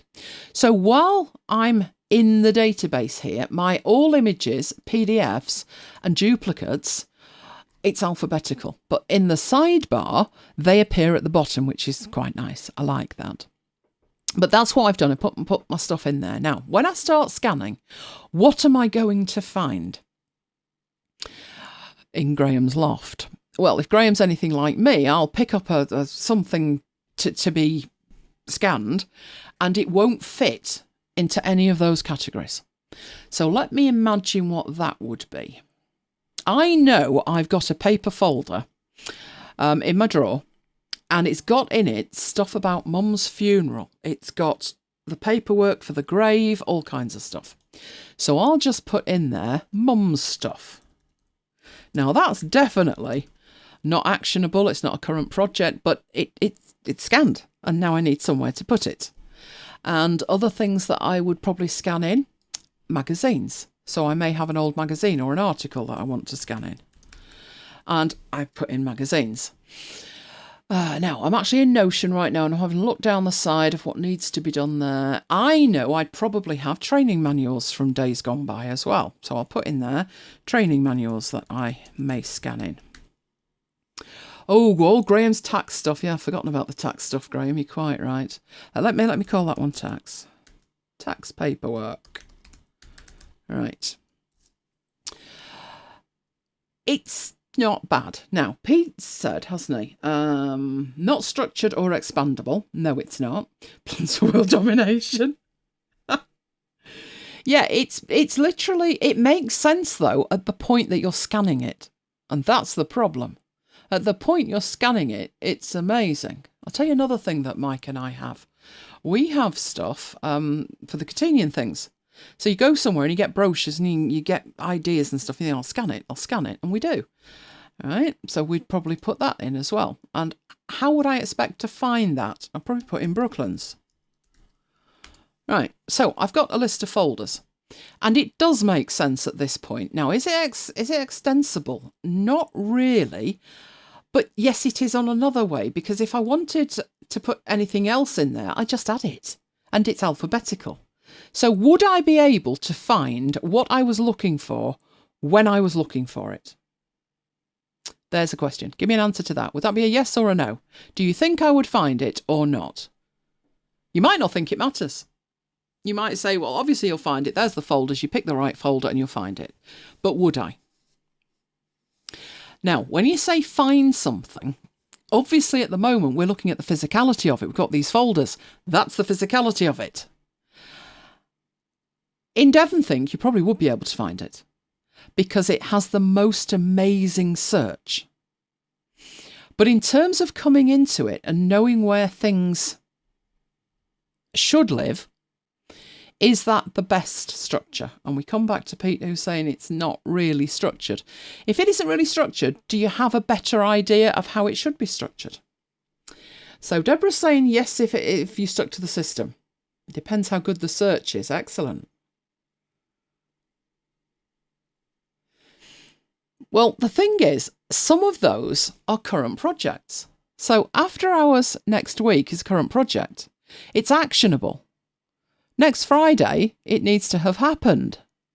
The dental paperwork? Archive. So, and Mum's stuff, that's definitely archive. Tax paperwork? Archive. Scanned finance? Archive. Pet records? Ooh, not really archive. Mayer's would be, because he died, but Lola's wouldn't be. They'd be active. And straight away you've got a disconnect with, okay, in that case, pet records won't cut it, will it? It will have to be pet records for Mayer and then another one for Lola. But at what point would I have realised that? Probably as I'm sat there with it in my hand. And at that point, I go in and I make a change to the system. You do not want to do that. It's all right, there's no pictures, Simon, don't worry. And I don't put doctors down. I haven't seen one since the early 90s. 1994 was the last time I saw a doctor. I have no desire to ever see one again. The problem is, I don't think you want to be making changes to the system, even in terms of adding folders to it, at the point you're scanning in. Because if you do, you're being reactionary. You're reacting to the piece of paper in front of you with the pressure of thinking, I've got to put it somewhere, I'll make a folder. And the danger is that you'll end up with way more folders than you need. And some of them will only have one document in. And it made sense to make that folder when you scanned it, but it sure didn't when you came to look for it, because you're not looking for it there. You'll find it because, as it says at the top, live and partial matching while typing. Oh, you'll find it all right. I virtually guarantee it. You'll find it if you'll find it if you name it correctly. Alternatively, if you OCR every document, DEVONthink will find it for you. But is that the best way to sit and look at that? And the answer's no. Right. Here's what I would do with it. It's a new system that I put in and it's working so well. I put it in one place and then I thought, oh my. And I put it across the board. I will show it you across the board shortly. But here's what I would do. I would make a new group. And I would make another new group. Spoiler alert, I'm going to create 4 groups.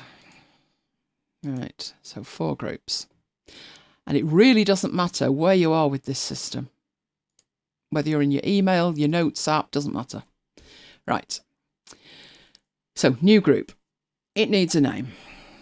This is going to be my first folder, and this one is going to be for active projects. The second one is going to be for areas of my life that I need to keep track of. And the third one, resources that I need to refer to. And the last one, anything else that I don't actually need right now.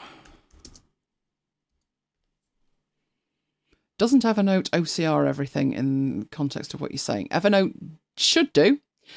DEVONthink has the ability to. It depends if you turn it on or not. I would definitely have it turned on. Certain file systems also OCR everything for you on the way in.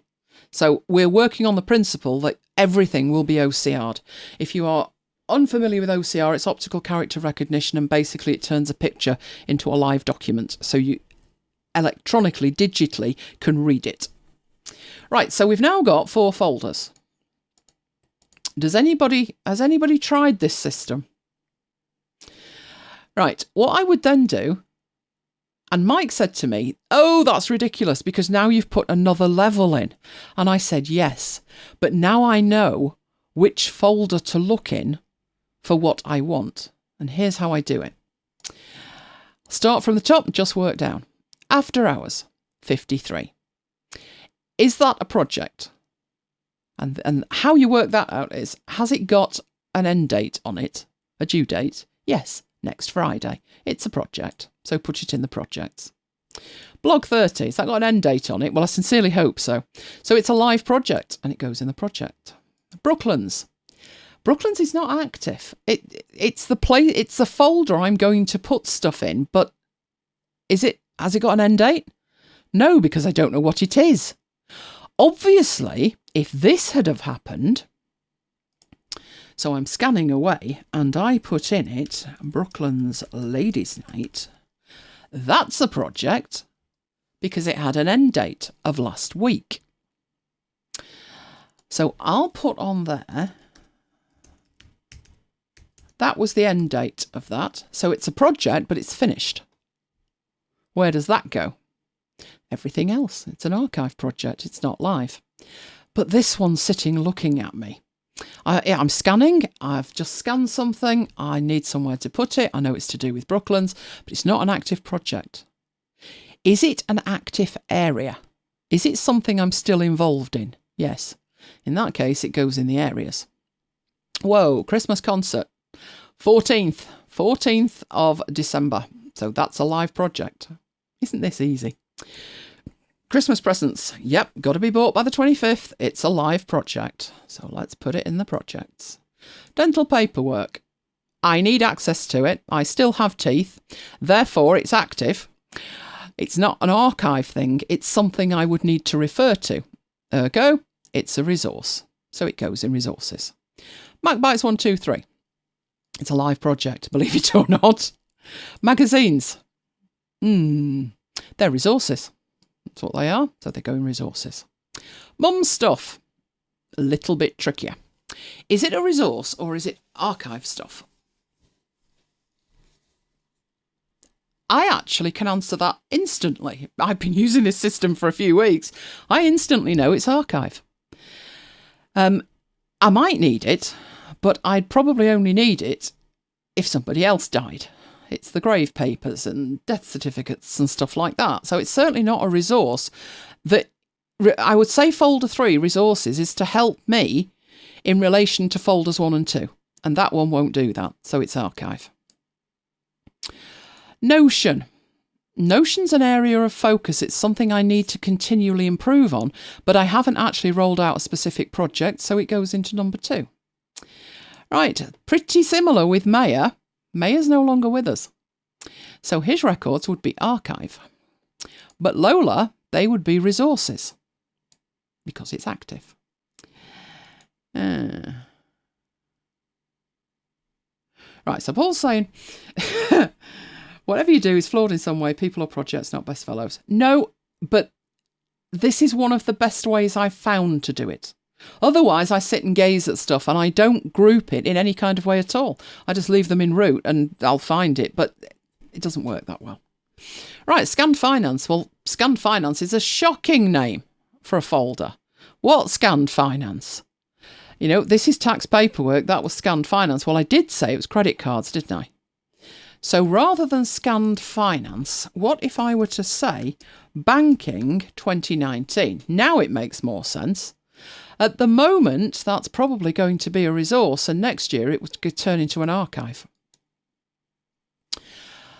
Tax paperwork. Again, I would probably have a year on that, and then instinctively you would know what that was. And if you've already paid your taxes for that, it's an archive. If you're in the middle of doing it, it's a resource. Right, so question, how do you differentiate between an area and a resource? I like the system so far. Right, a project, an area and a resource. An area is something that is ongoing that you intend to do something about. So if we look at what I put in the areas, Doubtless Mike will come up with something that I need to do for Brooklands. So I may have in there some stuff that I know I'm going to be dealing with. So I've scanned some stuff and it's to do with, what's left to come up? We have our Christmas party in January. So he's got an idea for where we can get some crackers for the Christmas party. It's not actually a live project yet. Or maybe we've got some booking paperwork for the end of year meal. It's not a live project yet.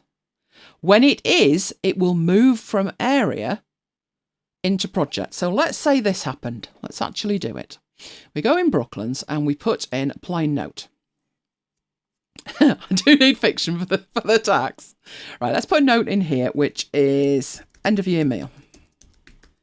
End of year meal notes. Right. And at the moment, it's not a live project because I've got all of that to do first. So it just sits quite happily in Brooklands. Why isn't it a resource? Because it's not archived as a resource to help me in relation to a project. It's actually going to turn into a project. So I differentiate between areas and resources as areas are ongoing areas of focus or things I need to do stuff with. Resources are things that I would rely on potentially to take a project forward, but not actually something that I'm necessarily thinking of working on at the moment. So if we have a look at them, although my teeth do seem to be an area of focus, they're not. There's never going to be, I hope, a project in relation to those. So it's just a resource that if I'm looking to see how much I'm paying this year for my dental insurance, it's a resource. If I reach a point where I have, which I do, I have all of the paperwork from when I was having intensive treatment. I might leave that as a resource, or I could move it to the archive. But an area of focus is something like, let's say I'm determined to improve my health this year. It's not particularly an active project. An active project in that regard would be taking on the 50-mile bike ride to Blackpool to see Carl. That one. I think that's in June, July. That's a project. I'm training for it. But an area of focus is just my health. So if I find an article and I want to scan it about, if you eat green beans, you'll be much fitter, then it would go in my area of focus because it's not an active project and it's not particularly a resource either. It's something I want to be aware of, something I am in the zone with, is how I would word it. But the best way to deal with this is to try it with your stuff. And if you're stuck between an area and a resource, try and think in terms of, is it something you are concentrating on now on the back burner? Your health, your diet, fitness, anything like that? Or is it something that's just, I might get round to that in the end? So my banking being resources at the moment, you could argue that's an archive. But, banking 2019 would become an area or a project if I was going to work on it today. So this system's incredibly flexible. You just put it where it makes sense to you. But you have those top levels to put it into, and that's made my life a whole lot easier. Right. That's the problem. You scan it all. You've got access to it, but you're petrified. Somebody's going to come knocking on the door and then they need to see it. I think these days they're fairly laid back, to be honest. I think the rule at the moment is 6 years. That they will only go back 6 years, although I would probably keep 12. But a lot of it is done online now. If you think about putting in your tax return online, you get very little paper back from them. You get a PDF, which you can instantly put in here. So what you will have paperwork of is the paperwork that supports anything that you've claimed. You'll have that rather than the actual paperwork. Right, have I got everything in there? I do believe I have. Now, when I look at that and a document comes in, so let's say I could have scanned this or whatever, but let's say this is what came in this week. Oh, yes. This actually came in this week. Extras for the Christmas concert programme. Where does it go? And it's easy. Is it an active project? Yes. So it'll be in here. Christmas concert. Done. And it's exactly where I think it should be. Now, let's get on and see something else. But that system that you see there is called Para. P-A-R-A. And I didn't start with it in Notion. I had a nightmare going on in Evernote because Evernote can only have stacks and notebooks one level deep, and that made no sense. And they were all over the place, and they were called all kinds of things. And I thought, I need to restart with Evernote. Look at it now. So simple. If it's a project, Blog 30, I've got some stuff in there about Blog 30. I replicate my projects across platforms, applications, anywhere that stores data.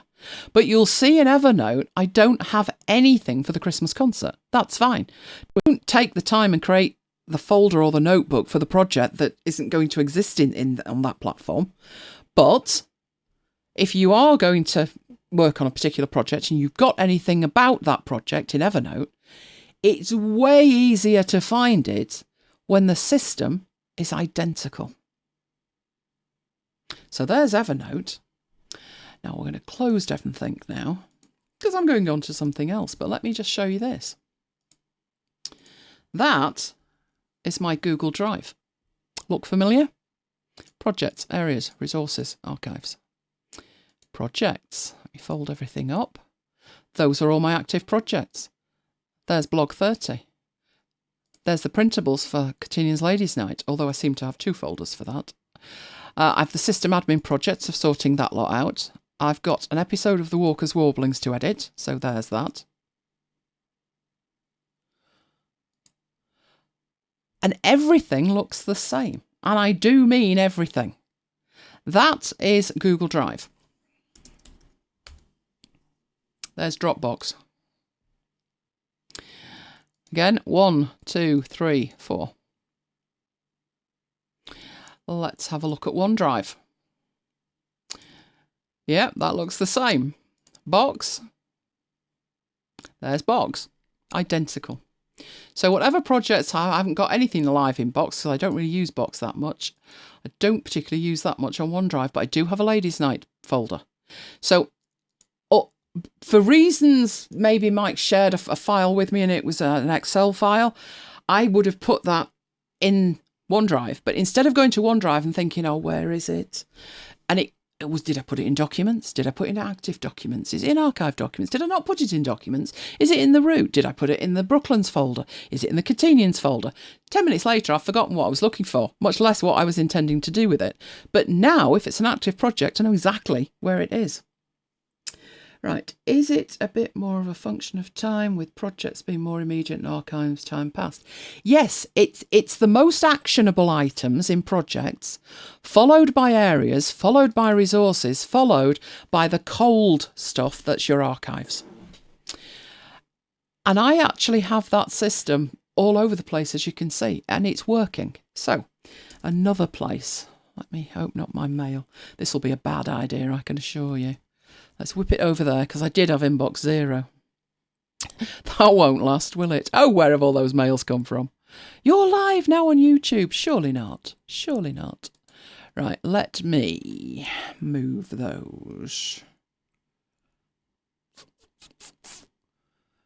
Let me get back to inbox 0. I know I'm cheating to get back to inbox 0, but I'm only actually doing this to show you what my inbox looks like. You should know what it looks like. Right, the system I had, the old system, is this one. 1, 2, 3, and 9. I'd almost got para, hadn't I? Incoming processing reference. Didn't work. What I've done is I've built projects, areas, resources, archives. I've had to put it underneath there to get it to the top. But what I will be doing is taking these 4 folders and putting them in root and losing these 4 folders that don't work. This was the system that I showed to Mike, and it's working for him as well. There we go. So those are things I need to do. Those were things for 51, 52. I've got some Aweber updates to deal with Mike. Those are all the Black Friday emails that I used last week for the freebies. There's the Blog 30 stuff. There's the Christmas concert. MacBites, looking familiar, Walker's Warblings, and people I've got to reply to. So I know, if I need to deal with it, where it actually is. And all I've done with that system is implement it into DEVONthink as well. And it works very, very well. So it's worth having a look at. Right, let's whip back into here. So don't forget to get your free book. As you know, Mike, not here tonight. So I thought we'd be naughty, and I thought we'd have a look at Numbers. Numbers being Apple's version of Excel. It's a free application for Mac. It comes with your Mac when you buy it. It's a free application on iOS as well. So most of you, if you have either got a Mac or an iPad, will have access to it. Is it as good as Excel? Mike's going to dive in here and say no. But let's have a look at it. Let me show you what it can do. It's not a bad app. Where it completely excels, if you'll pardon the pun, so just get that on the right screen, is in layout. Mike, even Mike cannot argue, can you, Mike? It excels at layout because it has a completely different methodology for how it refers to its content.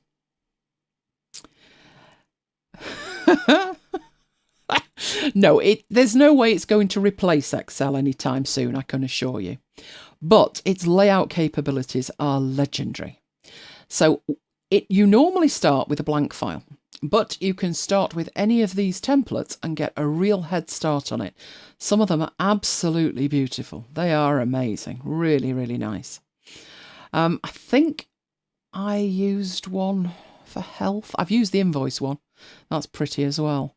But what I'm going to do, I'm going to show you, even starting from scratch from this really basic one, that you can do all kinds of magic things. So this is what you get to start with. Please open on the right screen. Right, this is what you get. One sheet and one table, and that is the table.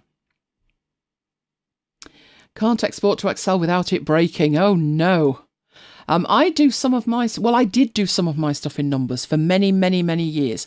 Mike built me a solution in Excel, but then I moved to a Mac and I rebuilt it in Numbers. And only recently did I move the whole thing to Google Sheets. But what I'm about to show you in here could only really, I mean, it probably could do it. But in terms of being nice to do, it's going to be much easier in Numbers. So that's what you get. With a new empty file. Now, I had a file, here's my file, that I helpfully called Guess What.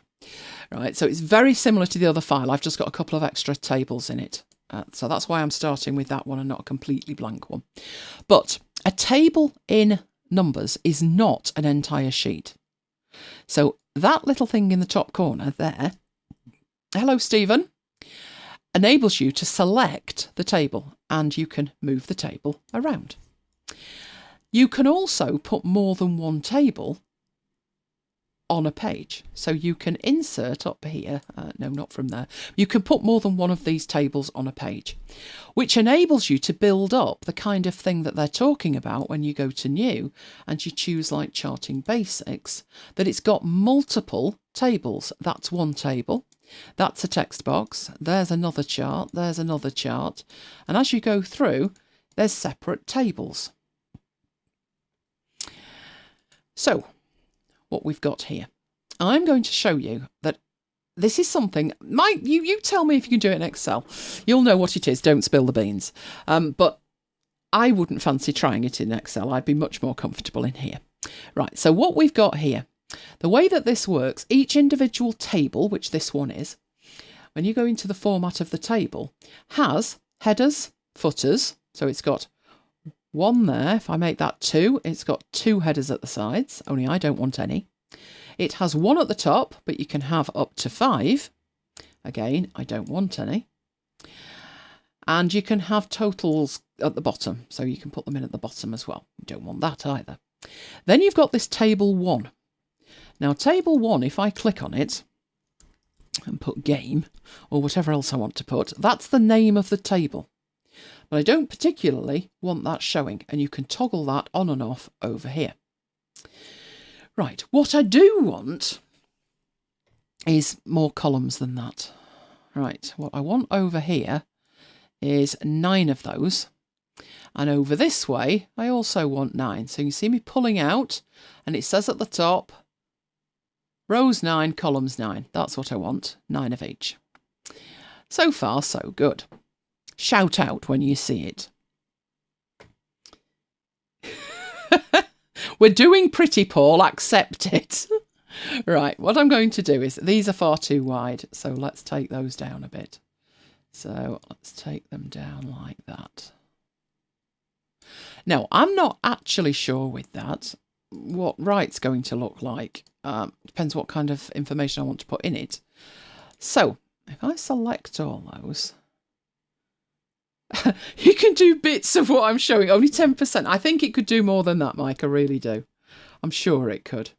Right, what I do need here, I need these to be a certain size, and I thought I could make these a certain size, but it's insisting on doing it in points, which I don't mind. I'll go for, let me go for 30 points. So if there's 9 of them, 30 points. And then let me get the rows, and can we do that to 30 points? 30 points, fabulous. Any idea yet? All right, what I now need to do is show you what it can do in terms of table outlines and things. So with the table selected, you can format it. So we'd have dashes around it. Can't really see that too well. It's very narrow. Let's make it much bigger. Not that that looks good. So we'll go for a solid line and we'll just make it sort of 1 pixel, if that. Even take it down to 0.5 pixel, just so when it prints out or when we take it out of here, it's got the right stuff in it. Right, Battleship. Ooh, I missed a trick there. I missed a trick. Right, what I will do with this is make a selection, and I'm not going for the table outline this time. I'm actually going for the fill of the cells. So I'm switching from table to cell, and where at the moment it's got no fill, I'm going for a colour fill. Don't want that. All right, and we'll take it something like that, something subtle like that. Now I selected consecutive cells like that, and I formatted them. That's easy. So let's take that one.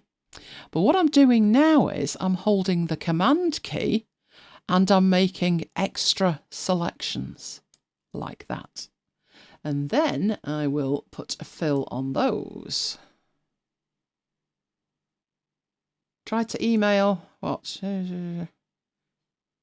Oh, I just talked about that, Neil. Yes, there was a lag on it. It wasn't us, it was YouTube. And I'm going to have to get onto YouTube. That's not good. Not good. Other than that, I will redo it from the copy we've got. We've just had a heck of a week, which is why Mike's not actually here. So we will get onto that. So I've done a non-contiguous range, and now I've got squares.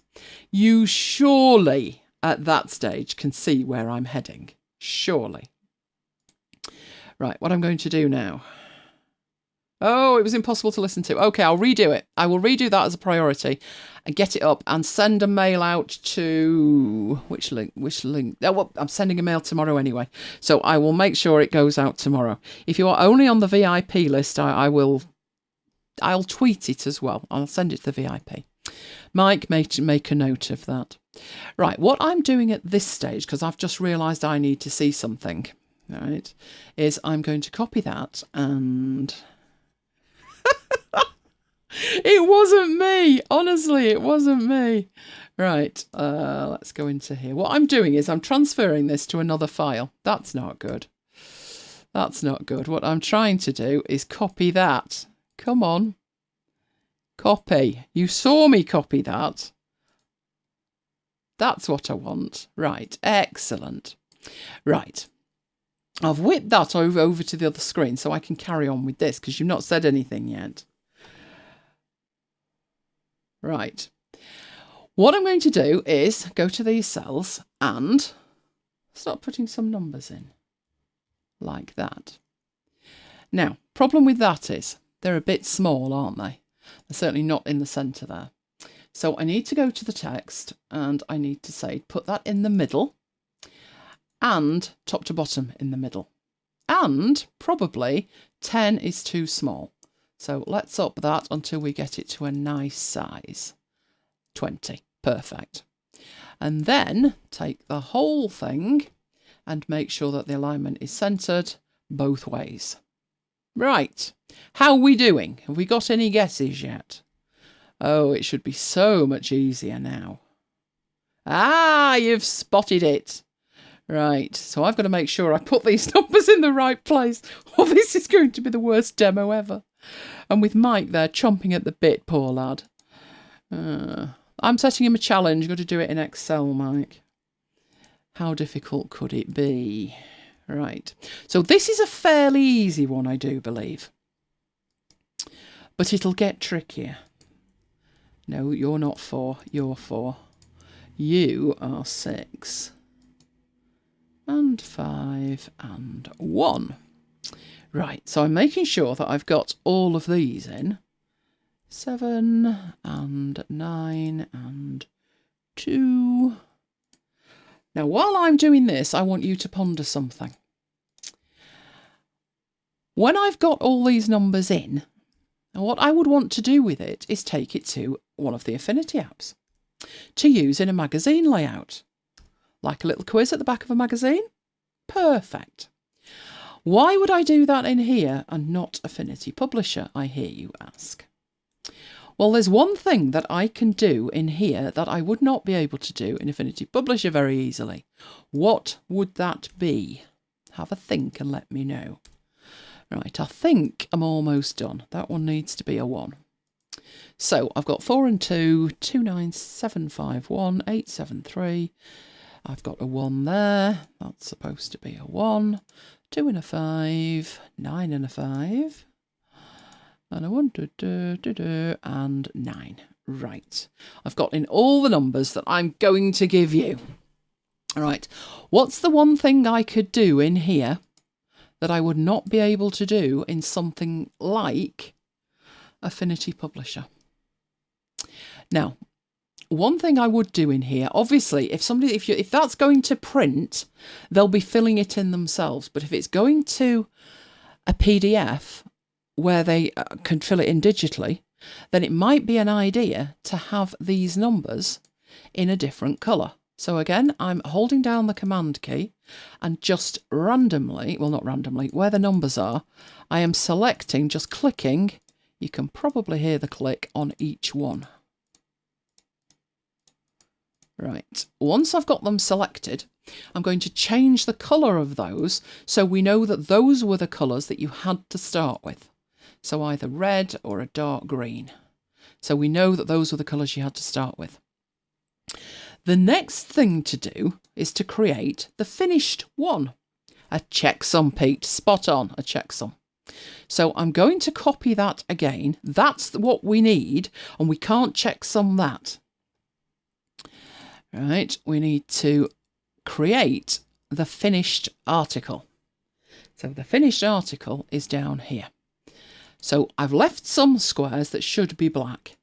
So I'll put those in there. We'll do that first line. So this checksum of which you speak, how would we do that?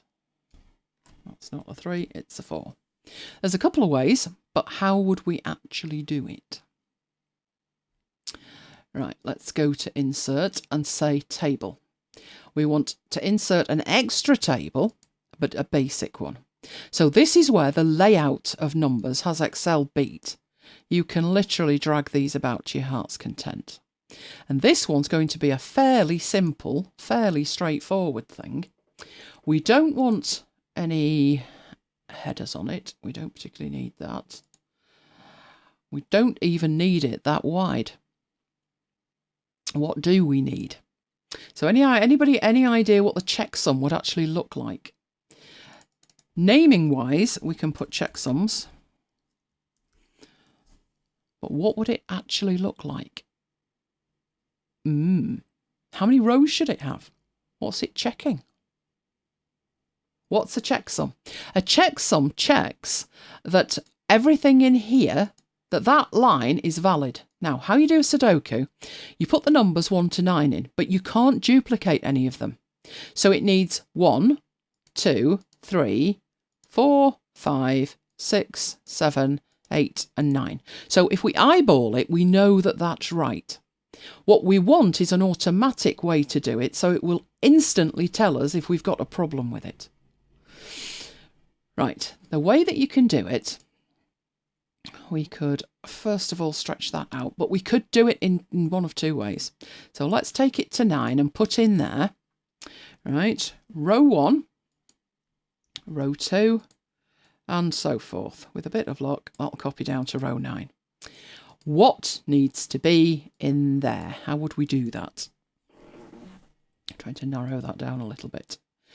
In fact, what I think I would do with that, stretch it out. You're not stretching out. Come on. Don't be silly. That's better. All right. And now it all needs to be centred and generally fiddled with. But let's get that to that. Let's get it centred and centred. So what would the checksum actually be? You could use a total row, but if you use a total row, Pete, they're going to see it. And we want to take this out of here. So I've done it in a separate table. The way to do it, if we added up what's in that top row, which we've checked manually, we know it's right, what would it add up to? I'm putting you on the spot now. Putting you on the spot. Right. Easiest way to do it. Perfect, Pete. Spot on perfect. So if we literally up there went to sum and then told it what we want to sum, so go into there, A1, So it's calculating A1 from there. That's not really what we want, is it? Let's take that away. I did. I absolutely did. There you go. So it's calculating from game, because that's what we called it, if you remember, game-1, because we have a copy. And let's put that in there and OK. And if it's 45, we're right. If it's not, we're wrong. So let's copy that down, and you can see none of the others are right. But if we go in here and we actually start typing in the right numbers, so it's 9 and 6, 1 and 8, 2 and 4, and 3 and 7, 45. Perfect. So all you actually need to do to create the result and check that you're right is put a checksum next to it. It's literally just checking that you've not made a mistake. Now, it can't tell you, if you do it this way, whether it's right the other way. You could have got them in the wrong order. So you've got the right numbers in there, but they're in the wrong order. It can't help you with that. So what could you do about that? I mean, it should work anyway.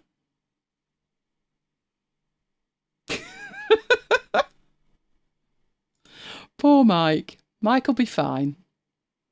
Right, 3.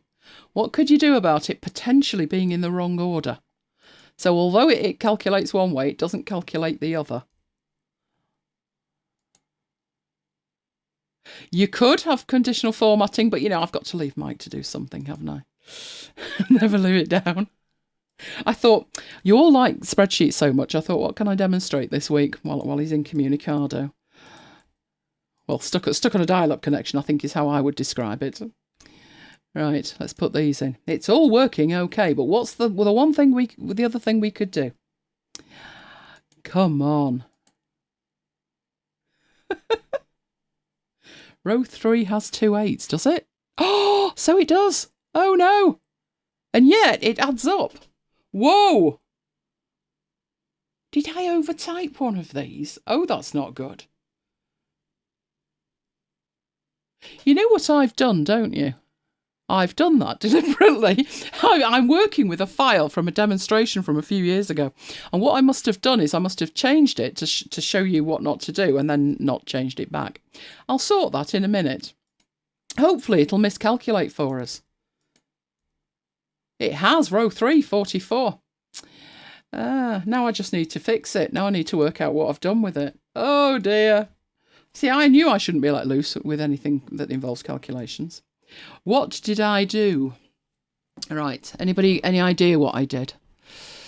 Because that's got 2 9s as well. Oh no. Well, one thing that I would do is I would add another checklist. So checksum. So I would copy that and I would paste that in. And what's the other way that I could do that? What else do I need to calculate? I need the columns. Make sure the columns are right. So if I put in column 1 and column 2, and we copy those down, and this time get rid of those and put in equals sum, open brackets, go and get column 1. And that one's all right. And let's copy that down.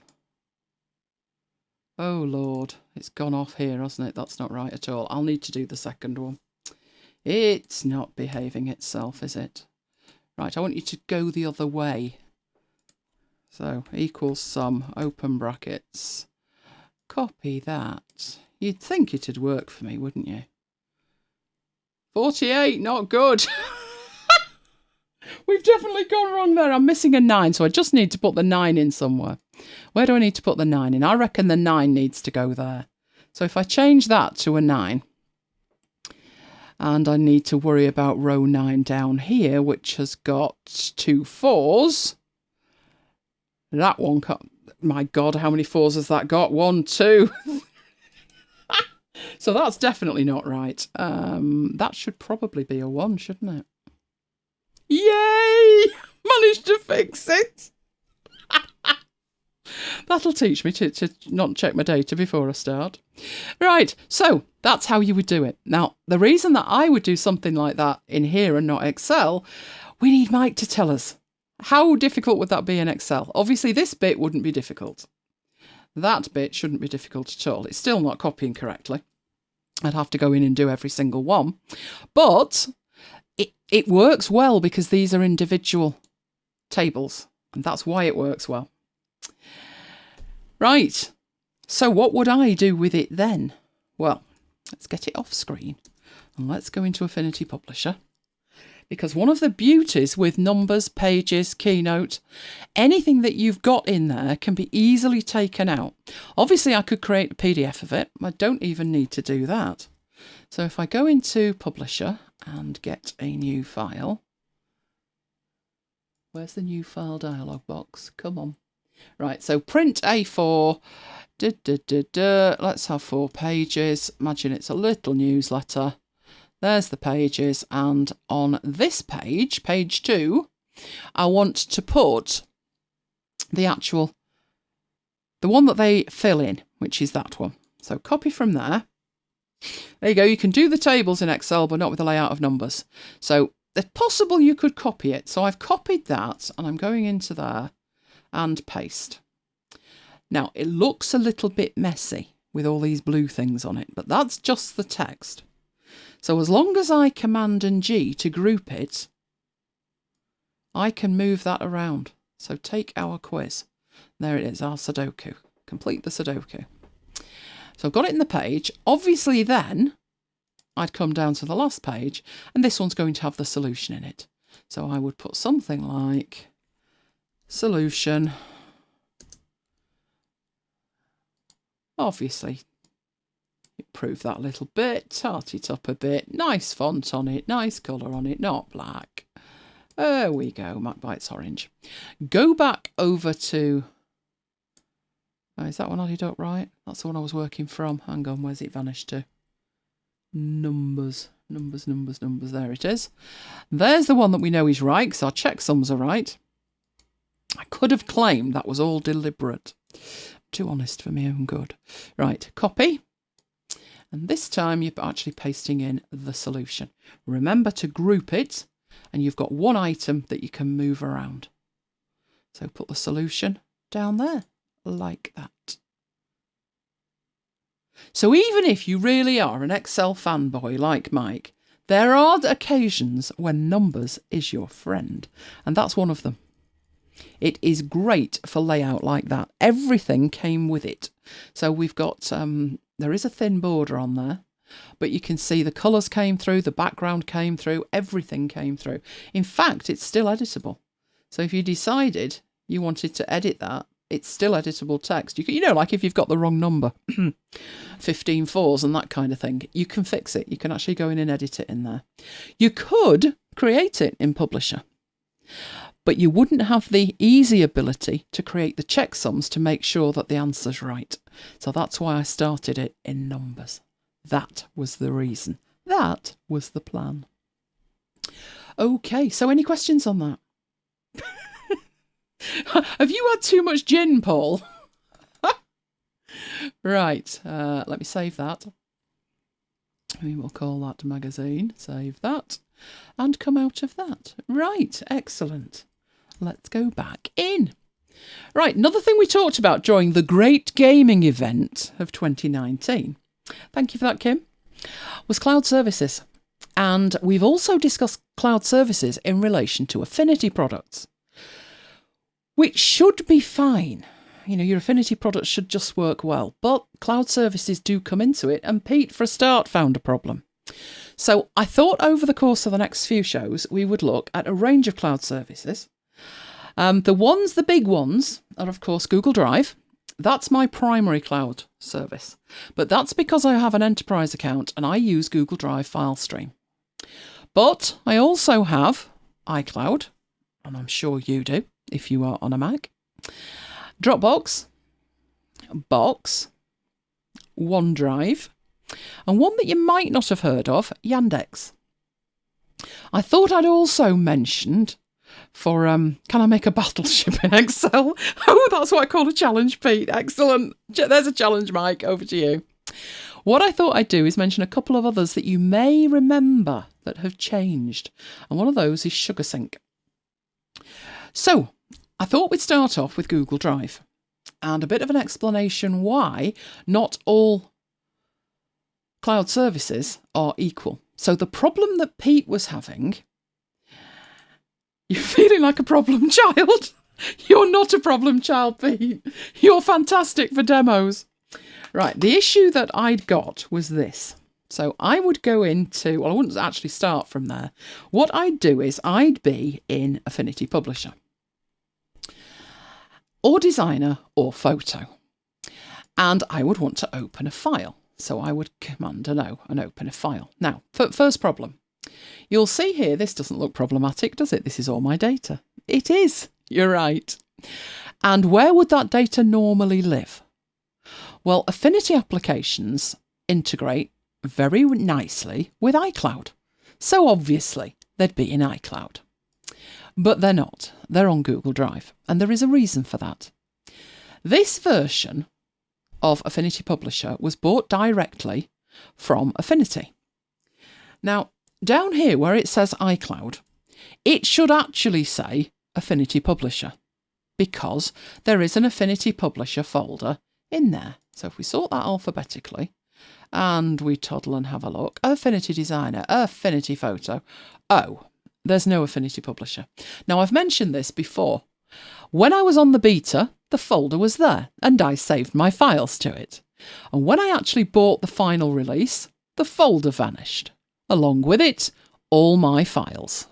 Not good. The files are still there, but I have no way of accessing them from this machine. It just won't do it. If I uninstalled my purchased version of Affinity Publisher, went to the App Store and rebought, it would be fine. But obviously I've bought from them. So having got that problem, that was one issue that I had. The second issue that I had that you're aware of is if we look carefully at those two folders, one's Affinity Photo, one's Affinity Designer, but they both have the Affinity Photo icon on them. Whenever I try and open anything from Affinity Designer, it opens in Photo. That was strike number 2. Strike number 3 was this. So we've ascertained Publisher, not good at all. But let's go into Designer. That was purchased from the App Store. That hooks in properly with iCloud Drive. So I do a file open, and instead of just seeing iCloud Drive over here, I see the dedicated Affinity Designer folder. Fabulous. But the problem with that, now if I go to it, there's nothing there. What all there is a nice little symlink that says Affinity Designer on Google Drive. And that takes me to my data on Google Drive. Right, but this is why that's a problem. So here is a Finder window. There is iCloud. And there are all the folders that I have got in there. Now, you can't see the Publisher one, but if you look at next to the folders, Demo Data, there is a little symbol. And that symbol is telling you that all of the data in that folder is not downloaded. And as you look down here, there are lots of folders where the data is not downloaded. The idea is it will be downloaded if you were to open the folder and double click on it. That's the idea. So if we go into that MindNode bit, and I've got all of my notes in here, you can see there are individual ones that are not downloaded. Technically speaking, I should double click on it and it should open. That's the plan. So if I double click on it there, it has a rare old think about it. I'll move that out of the way. It says you've got a beta, blah, blah, blah. But there it is. I don't want to upgrade that. So I've got my file and it downloaded it on demand. So that's what should happen. The problem is, as Pete found out, when you've got a folder, now I'll have to open up, they haven't got any data in, have they? When you've got a folder in here and it's got files in it, so can we have a look in there? That's got some that aren't downloaded. Recorder files, they're not downloaded. Right, when you are in an Affinity app and you say File Open and you double click on a file that is not downloaded, it won't download it. you have got to come out of the app and go into here and find the file and manually download it. So if I wanted some of these files downloaded, like that one is not downloaded, I would click on there. It would think about it and then download it. So I could download both of those. So the problem is the files don't get downloaded on demand in certain applications. And what Pete was finding was he had got linked images in an Affinity Publisher file and they were stored in iCloud. And iCloud is notoriously shonky when it comes to downloading files on demand. The other problem is, right, now I've got these files on demand, all those audio files, what if I don't want them anymore? They're taking up hard drive space. So I really want to take these audio files and purge them from the drive. Can't do that. Apple just want you to trust the Apple. Trust the iCloud and let it do its own thing. That's it. That's it for management. There is none. It's shocking. So if you're doing what I was doing, where you've bought an application not from the App Store and you can't get access to iCloud, then it is absolutely useless. And I have shown you this, haven't I? If I go to another drive, another machine, hopefully Faith's going to wake up for me. You're going to wake up. This is another machine that is in my studio, the network for which was feeling a little bit poorly earlier, but I did kickstart it, so fingers crossed. Fingers crossed when Faith wakes up and unloads, I'll be able to show you. There you go. Right, if I show you my iCloud next door, yes, do the update. There is iCloud Drive. You can see there, yes, I know all about it, you just updated. There is my Affinity Publisher folder. So I can see it on one machine and not another. Not the best. Because of problems like that, and the fact that in this one, again, the audio files not downloaded, only one of them this time, and half the others aren't. If you were to try using this like Pete does, where he's putting the images up there, if they're not already downloaded, then they won't appear and you'll get error messages. So that's why iCloud Drive, I use it when I have to. Other than that, I leave it alone. And I leave it alone because that's what iCloud Drive looks like. But what I use is Google Drive. So when I go into my Google Drive, which you've already seen, I have everything organised by project area, resource and archives, except that file which I uploaded earlier, that's for a demo, and 4 extra folders.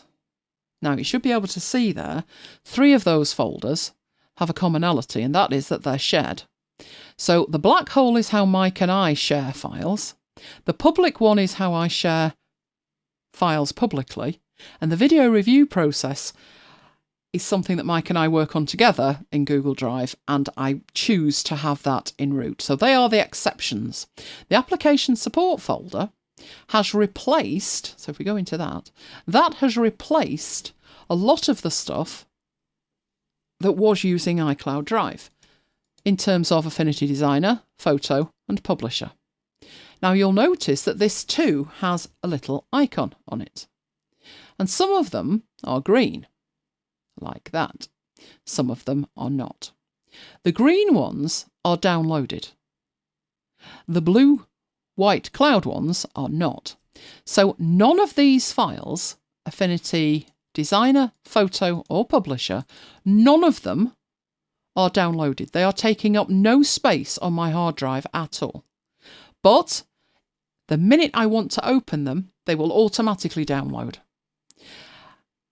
If I want to work on something like, let's say, this President's Sunday menu card, I can right-click on it and I can choose here to make it available offline. So if I'm working on a laptop and I want to go away and I've got the usual internet, like a Faraday cage, I can choose to download the whole lot. So what I would actually do is not download individual files.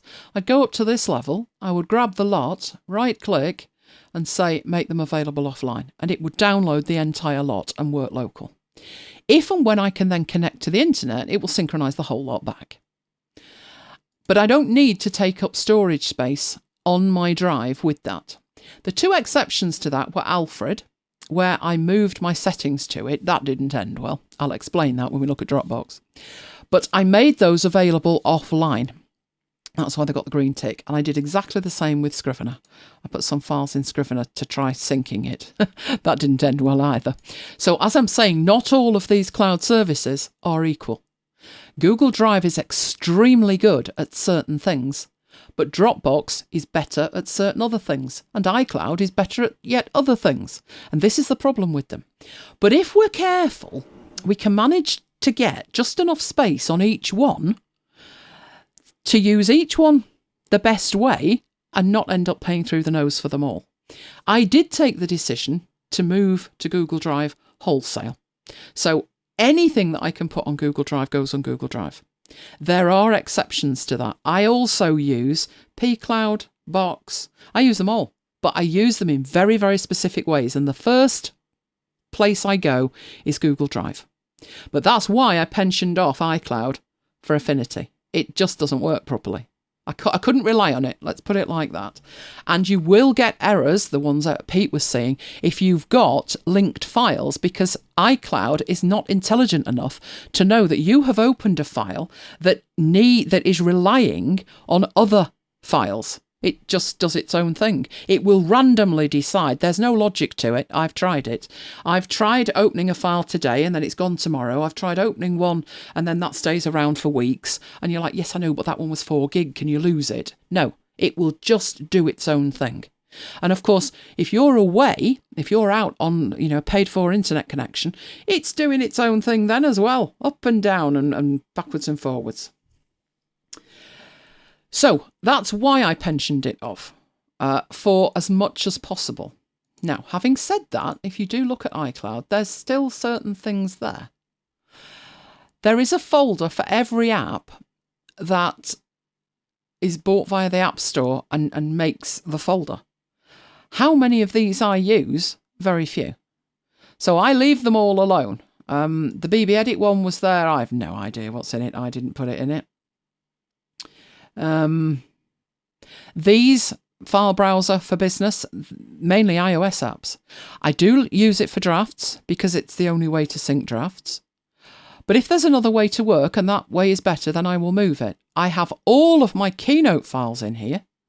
So every Keynote file you have ever seen me use is in here, because if it's not, it gives me a problem when I come to work mobile with it. So if we open up Keynote, you'll see all of the after hours presentations. So let's do, are we alphabetical? Here we go. Here's all the after hours stuff.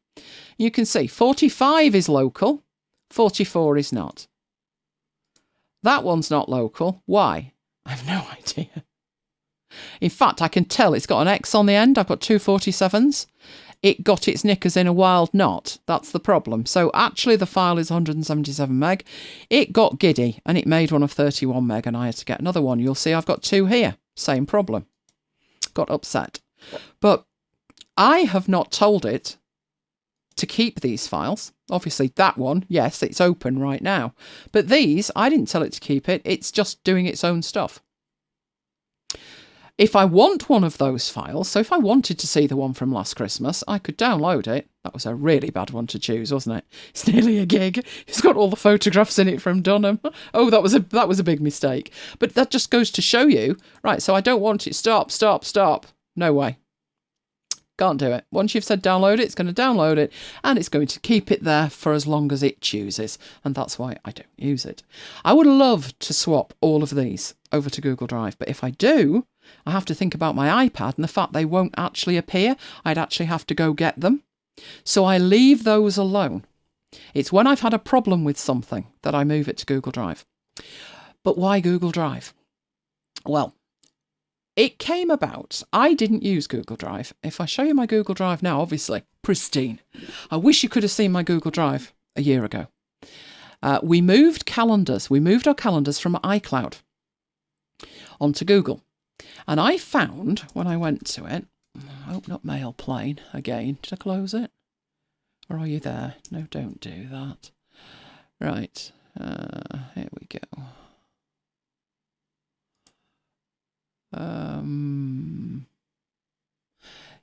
yeah, basically, let me move forward a bit. I wish you could see our calendar. It's got stuff in it since forever. That'll do. Right, I'll move on to June. That's my calendar. So let's say I want to add an event to it. So create. It will take me into there. You'll see I have an inbox, but I did a blog post on that, so I hope you've read it. Right, so we'll put in test events and then more options. And it takes you to this whole page. And we were blown away by what it could do. Absolutely blown away. Obviously, you've got your time, your date, your time zone, whether it's all day, whether it repeats. You can add a location into it. You can add your conferencing. It will add free audio, video conferencing to it. So let's just add some conferencing. Hangouts, Meet, boom, done. That's the link. I can then share that, etc. But in here, you have the ability to add attachments and files, and those files can live on Google Drive. We were like, oh, wow. And that's why I picked Google Drive. Obviously, I tested everything, but it was the one that was the most integrated. It worked the best way, as far as we were concerned. But it was seeing this in here where I can add stuff from Google Drive that did that. Right, let's save that and go back over here. So once I'd done that, it was a case of like, right, well, what else can I do with it? Is this going to work brilliantly? Right, in my Google Drive, so that's my Google Drive. Obviously, I'm looking at it in my Finder. So I have something installed called Google Drive File Stream, which puts my Google Drive in my Finder. So the way I work, it doesn't really matter. That's my default folder. So it doesn't really matter where the files are. I treat everything as if it's local and go in there and work with it. So if we go into projects, here's all my stuff. There's the mails from Advent Day 1 and 2. They were all project. And I've got bidding prayers to write in January. Don't remind me. Right, so if I open these up, there's the actual mail that was sent. So there's the mail. No, that's not Lola, but it's cute. There's the header for it, and there's the graphics that went with it. So all of that is a project, and that's why it's in there. And I've got one place to drag and drop it and sort it out. Right. But obviously that's fairly basic, isn't it? It's the other stuff that you can do in here. So I'm going to close that and actually go into a Finder window, a browser. There we go. And look at Google Drive through there. This is where the power really comes as far as I'm concerned. And you can see here on the web, I've actually color-coded those 4 folders as well. When I open up that, I can actually navigate and work with those folders from the sidebar as well. But one of the things that you can do is you can search for stuff. And it's not just in the name of the file, right? You'll notice I dragged and dropped a file. I said I'm going to use that in a demo later, if you remember. And that file was this file. And I picked that one because I thought there's phrases in there. Now it's a JPEG, so it's not a PDF. At no point was that ever text. But there's phrases in there that I wouldn't expect to find in any other file on my Google Drive.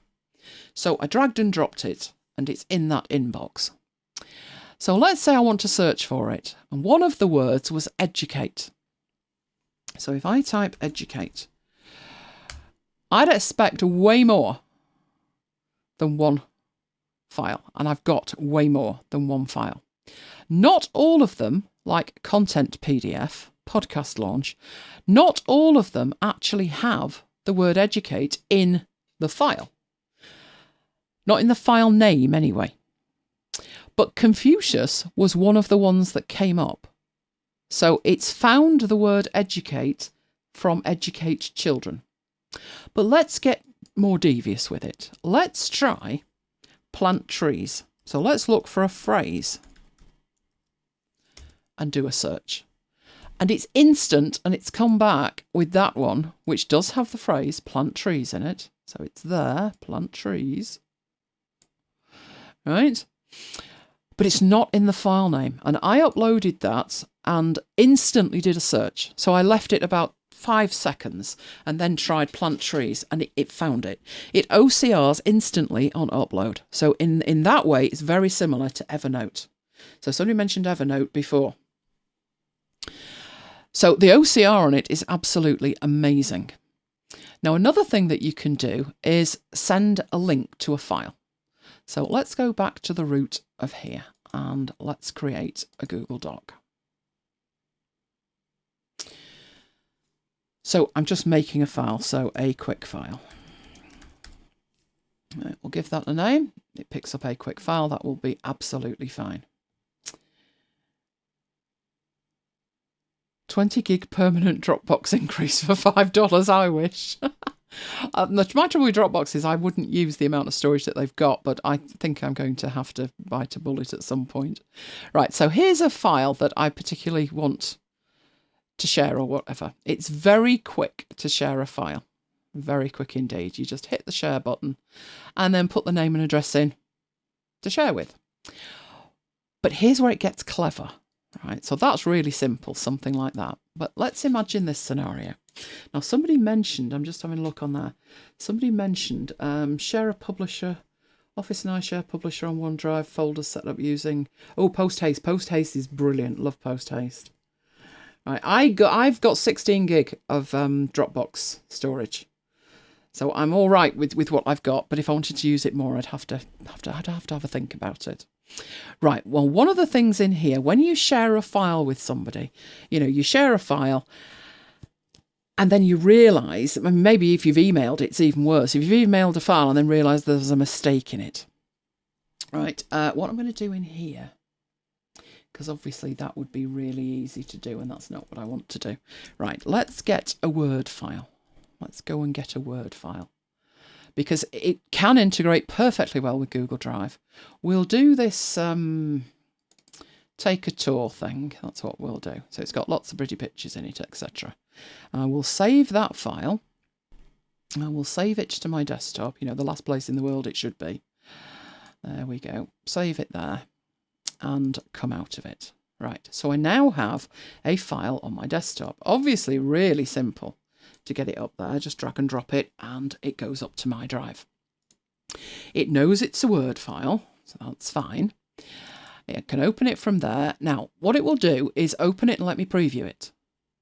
If I want to then open it with Google Docs, it will create a new version of the file in Google Docs. But I'm not doing that. All I'm doing is wanting to share that file.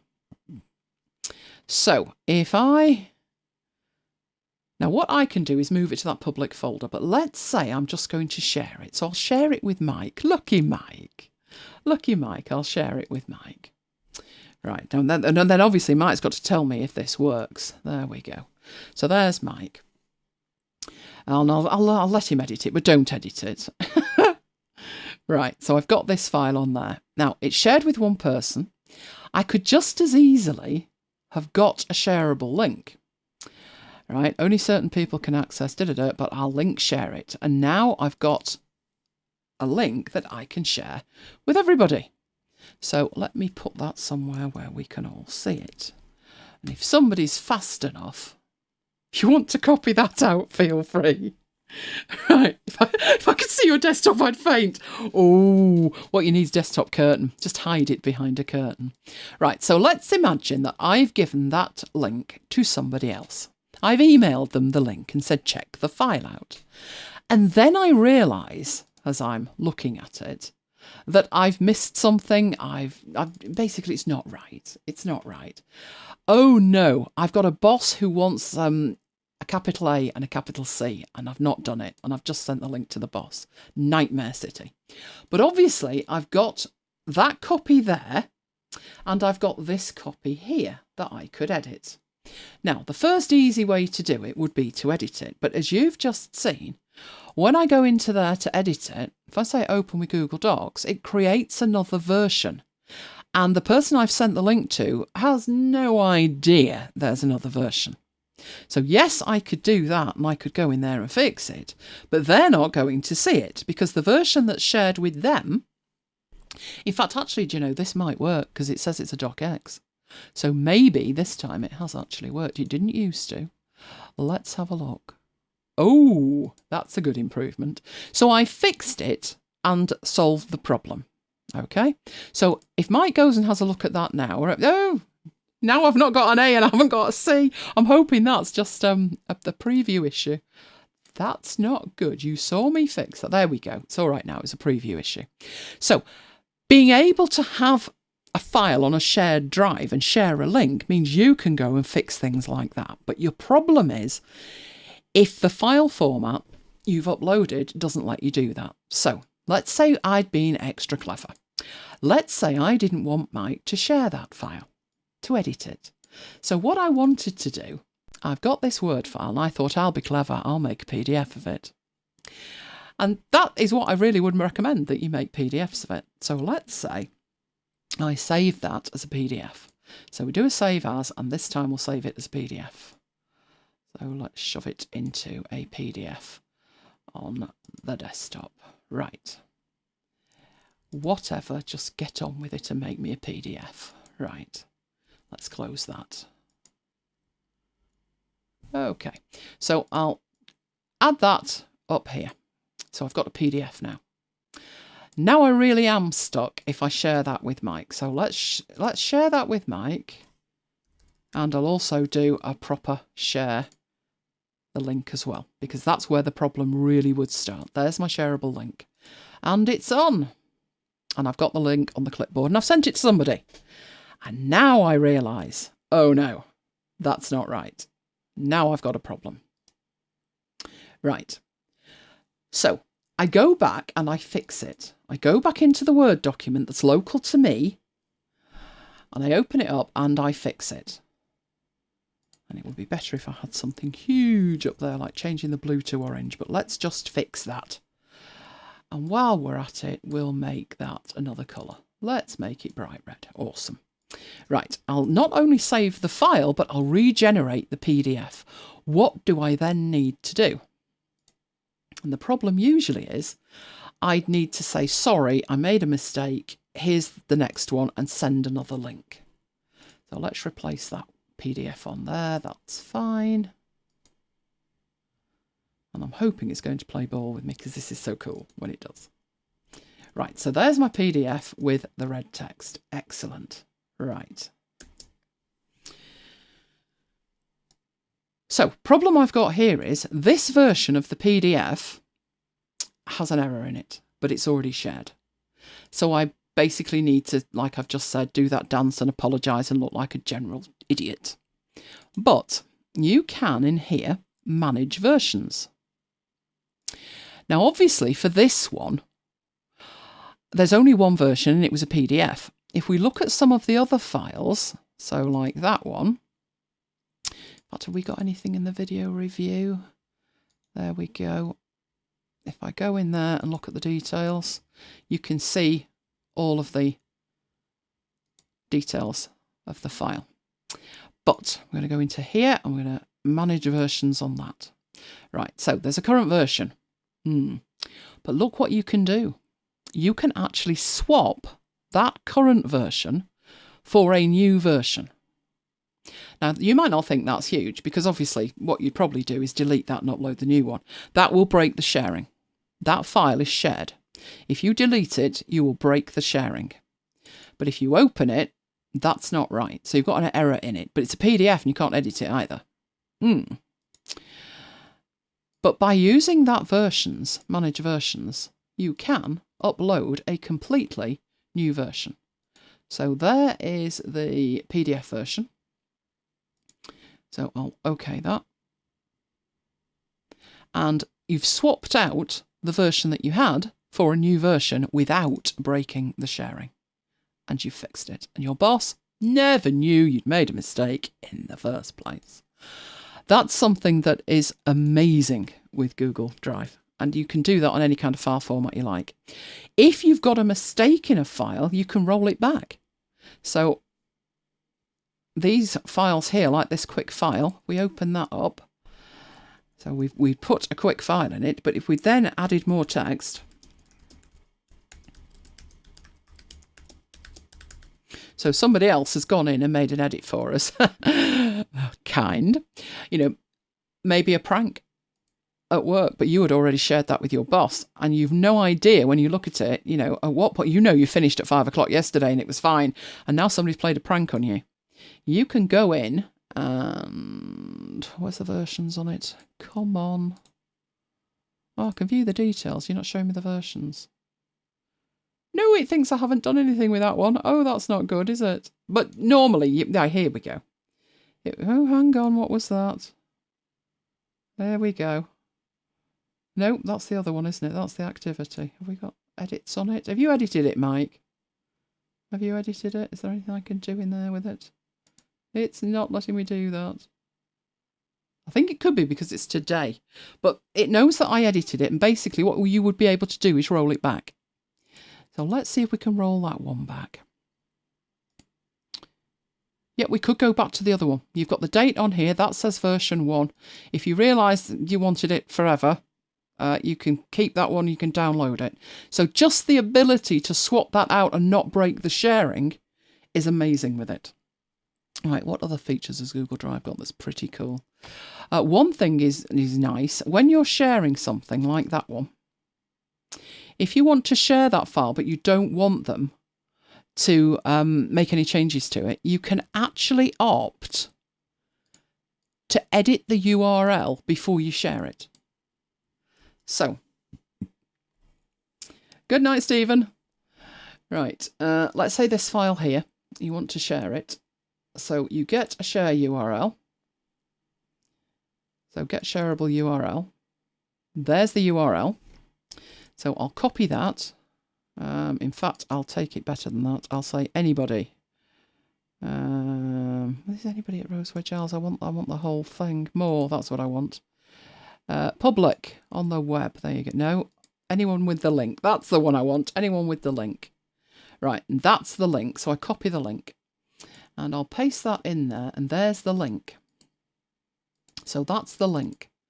But what you can do with that is this, which is rather cool.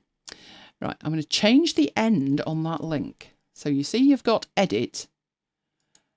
If we change that there, so just delete it, and swap it for export, format equals PDF, and OK that. It will force them to download it or open it. So let's say I want to open it with PDF Expert. And now I didn't convert it. I've just changed that ending and it's forced the download to be a PDF. It's brilliant. Is there a magic link coming? There is a magic link. Tell you what, I'll get that magic link in for you and you should be able to get that file as a PDF. And somewhere, I'm in the chat somewhere, aren't I? Can I YouTube myself and get the chat? This is going to be very meta. We might all disappear down a black hole. Let's get into the chat. There we go. You're going to let me put that in. There you go. Try and download that. And it should force it to download as a PDF. Google is very, very good. I know some people just don't like it. I just want the functionality. Just want it to work. I just want to work with my files, be able to do what I need to do with my files. If anything's that sensitive, I'm not going to put it anywhere near the internet anyway. So there's just a few things that you can actually do with it. Now, my favourite function is all to do with this video review process here. Let's imagine that I've got some files that are videos, and this is something that Mike and I actually do. Let's rename these as videos. That'll make sense, won't it? We could do it anyway. Right, so let's say I make a new folder and these are my demo files. So there's my demo files. And these are the files in question. So I take those files and they're in my demo files and they could be anywhere. Let's say they're demo files for tonight and I want Mike to check them. Right. So demo files, and I will rename that demo files for After Hours 0052. Right. Therefore, they are an active project, so I move them into projects. Awesome. So far, so good. But I want him to be able to run them through a process. So here's my demo files for tonight. Right. I want him to check these files and make sure they're absolutely right. Here's a cool trick. So I hold down Shift and Z. So I've just used Shift and Z and up pops a box. And you'll notice it's green. That's really unusual. Everything on Google Drive is usually blue. But there is a reason that it's green. So I'm going to just explain what I'm trying to do. These files live in this folder in projects in my drive. But our video review process is down here. So I put files that I want Mike to check in there. And you can see we've done this before. Here's all the options, and you've permanently deleted 5, blah, blah, blah. We've been doing this for ages, right? I post things in the red one. If they're okay, he puts them in approved. If he's got a query on them, he puts them in number 2, queried. Okay. But if I had to go and get the files and physically put them in these folders, they wouldn't be where they live, would they? So when I'm looking for them, it would be, well, I'm looking for number 5. Did it pass? Is it in queried? Has he not looked at it? Is it in 1? Has he looked at it and it's okay? In which case it's in 3. I don't know where they are. I've no idea where they are. So we have a trick. This is the best trick Google Drive has got. It's awesome. So I'm going into my projects. I'm going into my demo files for After Hours 52. And here are the 3 files that I want Mike to check. Shift and Z. And it shows me my drive, and I start drilling down. That's why video review is in root, because I'm going to want to put things in posted for review, and add, and OK. Nothing happened, did it? It said 3 files have been added to posted for review. OK, but they didn't move from here, did they? They're still there. What was put in the other folder is like a symlink. A symlink is where stuff's in 2 places at the same time. So if we go to posted for review, there's the 3 files. They are the same files, because if I open this quick file here and say, added some text in the video review process, and save that, so literally just come straight out of that, I've made a change to that file. If I open that file, there's the text. But if I go back to my drive, projects, demo files for 52, and open up a quick file, the text is there. It's the same file. So what Mike actually usually does is go into the video review process, go into what's for review. Obviously, usually it's a video, but you can do exactly the same whether it's a video or not. He would open it up like that, and if there's a query on it, he'd put a comment on it, and he'd say, should the title be in caps? And he would post that comment onto the video. Once he's done with that, he would then, so let's go video review process, he would grab that file that now has that on it, and that's a queried file, right? So he moves it into that folder. Let's say these 2 passed review, so they go into approved. Right, so nothing's in there, but in queried, we've got the queried file, and in approved, we've got the 2 approved files and some other stuff in there. So these are videos that I have had Mike check before, and they've all passed review, and that's where they are. But we have that queried one in there as well. So I can come into the queried one, and I would open it, and there's the query on it, and I would sort the query out.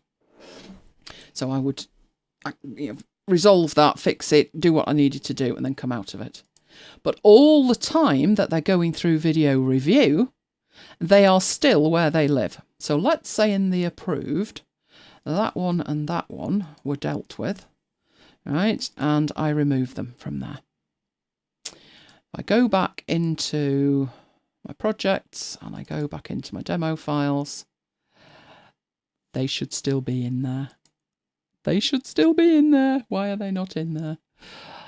I noticed yesterday when I was prepping for this that it needed a little bit of time, and then it appeared. So hopefully they will reappear if I wait a couple of seconds. But that video review and its ilk are nothing short of amazing. So those are the big reasons why I use Google Drive. The absolute big ones. So what we'll look at in upcoming shows is the other ones. Oh, Paul's gone. Bye-bye iCloud. It is amazing. Google Drive is amazing. The thing with it is, as ever with Google, it's the discoverability. How do you know you are able to do that? Another thing you can do with that, let's have a look.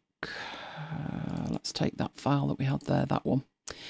You can actually do it holding down the control key. So if I drag that and I drag it into, so grab hold of it to drag it, hold down the control key, no, the option key, that will also do it. It copies it. And so it puts another copy in there.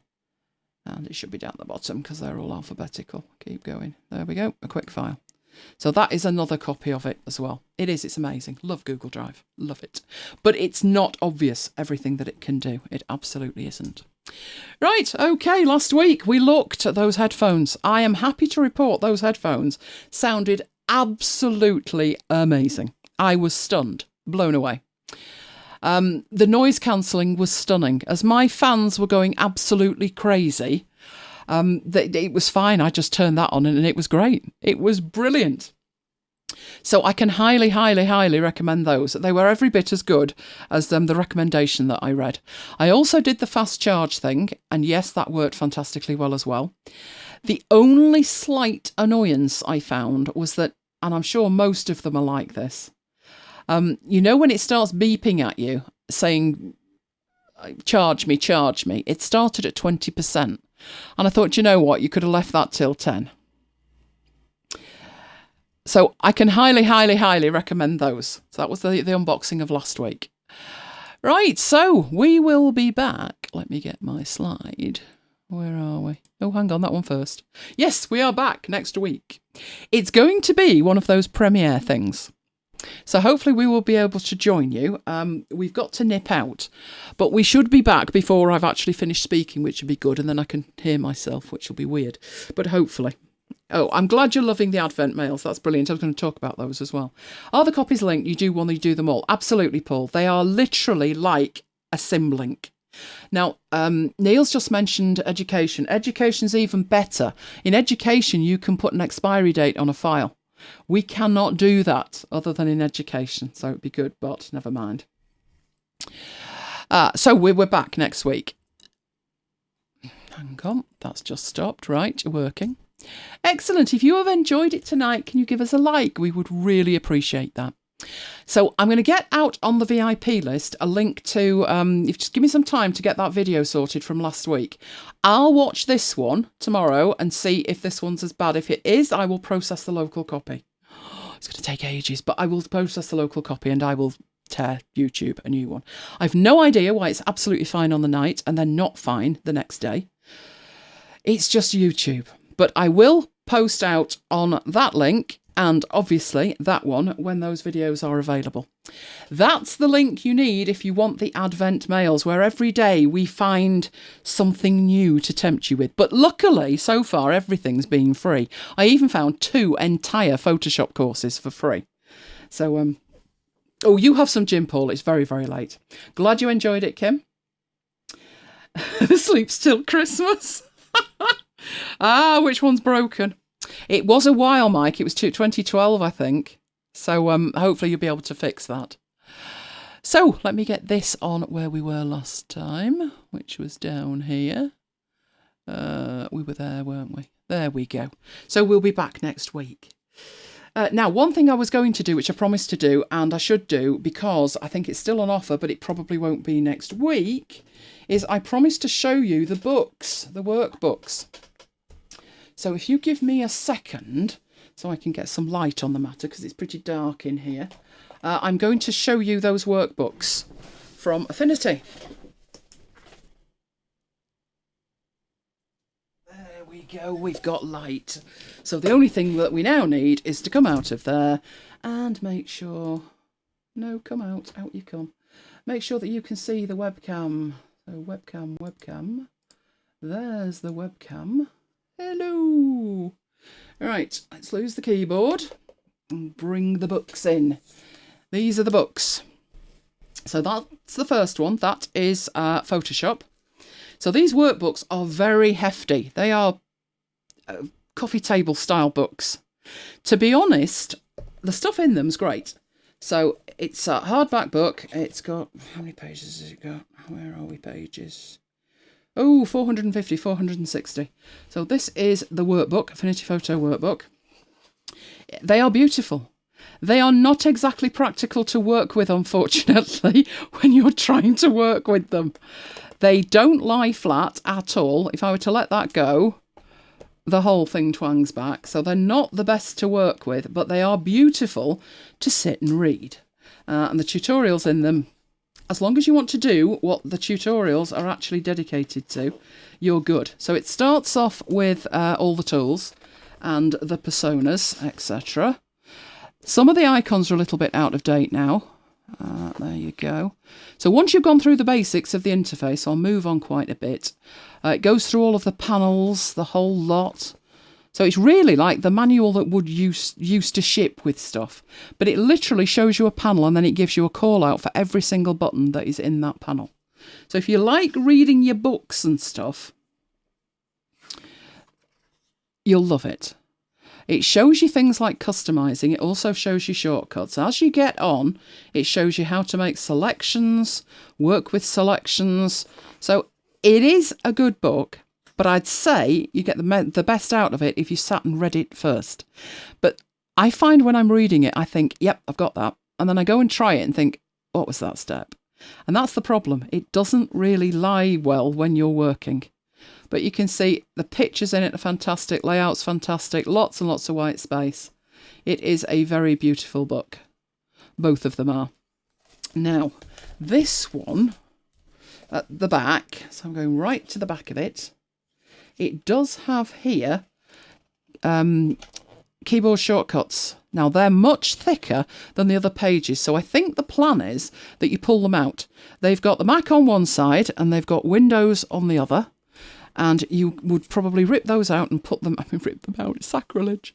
Put them next to your computer. There we go. So how to, all the different personas with all of the different shortcuts for each one. And there's quite a few of those, because there's lots of different shortcuts depending on personas. And then in here, in the designer one, it took you through, I'm just seeing if there's any there's stuff on retouching and things. It took you through some specific projects that artists had made. So they were in the designer one. But that is the photo one. So yeah, it's lovely. It's very, very nice. I would personally get it if it's on offer. If it's not on offer, wait until it's on offer. It'll be on offer again at Christmas. That is the designer one. You'll see with this one. I've been there. I bought that as soon as it came out. I think it was literally the time it came out. And I did use it for some of my very early training stuff. Now, let me see if I can find one of these walkthroughs that it did. Basically, it was like an artist. Here we go, before you get started. So they're like projects. So this is the Panther, and it talks you through how to actually make it. So I've just seen somebody sign up there, Neil. There you go. So it gives you, before you get started, shows you the concept, shows you exactly how to set the document up, exactly how to do the pen drawings with it, and then eventually lots and lots of ways down how to get the finished result. So yes, I think they're lovely, lovely, lovely books. I must admit, I don't think if you worked all the way through it, you would particularly know everything. I think you would know what kind of projects they had done in there. That is what you would actually know. So let's go into there. That's deny. No. Let's go into there. That's better. There we go. So I promised I would show you that. There you go. Right. Let's have a look. Hello, Paul. Paul's back. Yes, we only do the Advent thing on the MacBites list. My list would go mental if I tried sending a mail every day. They absolutely would. I get some real snotograms. You've sent too many mails. You've sent 2 in a fortnight. But I would recommend the books if they're on offer. They're probably worth it if they're on offer. I worked on the principle, they've come from the people who make the thing. They're bound to have a few tips in them. Again, it's discoverability that's the issue when you don't get a manual. I'm the type of person, I would read the manual.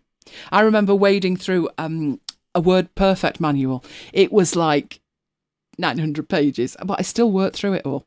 And I didn't even have the need for it. I remember struggling with mail merge, thinking, why? And then I got to work. I was a role as a junior at a lawyer's for the summer. And they were sitting there doing this manual job. And I said, what you need's a mail merge. Dashed back home, opened the book and thought, I understand it now. When you've got a need for it, you'll understand it. I guess those books are kind of like that. I'm hoping they bring one out for publisher. I definitely buy it and read it. The proper price, which is around the £50 mark, is a little bit too much. But if they're on offer, go for it. You used to be able to get them from Amazon, which may be cheaper on postage for you. But you might lose that on the actual price of it if they've not reduced it. So just check it. Yes, we've had some people said they didn't get the first one and we don't know why. We've no idea why. So there are the links for all the ones we've sent out. Each one's got something free in it. Everything so far has been free. Sometimes it's something of ours. Sometimes it's something we've found. What was today's, Mike? Remind me. Oh, yes, it was 9 things for, basically for business, your side hustle. But there were 9 freebies that you can get. Yesterday's was 2 full Photoshop courses. Now, even if, I didn't put this in the email because, it starts, people kick it off. But even if you're not using Photoshop, if you're using Affinity, they're so similar that anything that you can pick up from the Photoshop one, you can probably find a way to apply it in Affinity. And there was one course of 3 hours and the other of an hour 30, I think. Oh, what dates? What's going on, Mike? What's going on with the dates? Let me know. Right, have I missed any chat while I was sorting that book out? Nearly breaking my wrist trying to move it. Historically, it was a MacBites thing in terms of what we used to do. We used to have a range of video training courses on MacBites Learning. MacBites Learning's where we do a session on one dedicated topic. And it's usually live on YouTube. But many moons ago, before we could go live on YouTube, we used to have the videos available on MacBites Learning for sale.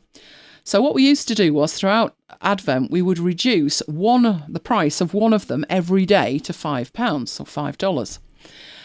And then in 2014, because obviously for us doing something every day, yeah, like that's going to happen. But it did. We were doing quite nicely. I think we started it in 2011 or 2012. Anyway, 2014 comes around and we were going quite nicely. We'd got up to, I think, day 14. And it was like, whoa, we're doing so well. Unfortunately, my mum got ill at that point, and I said to Mike, we can't do this. There's no way.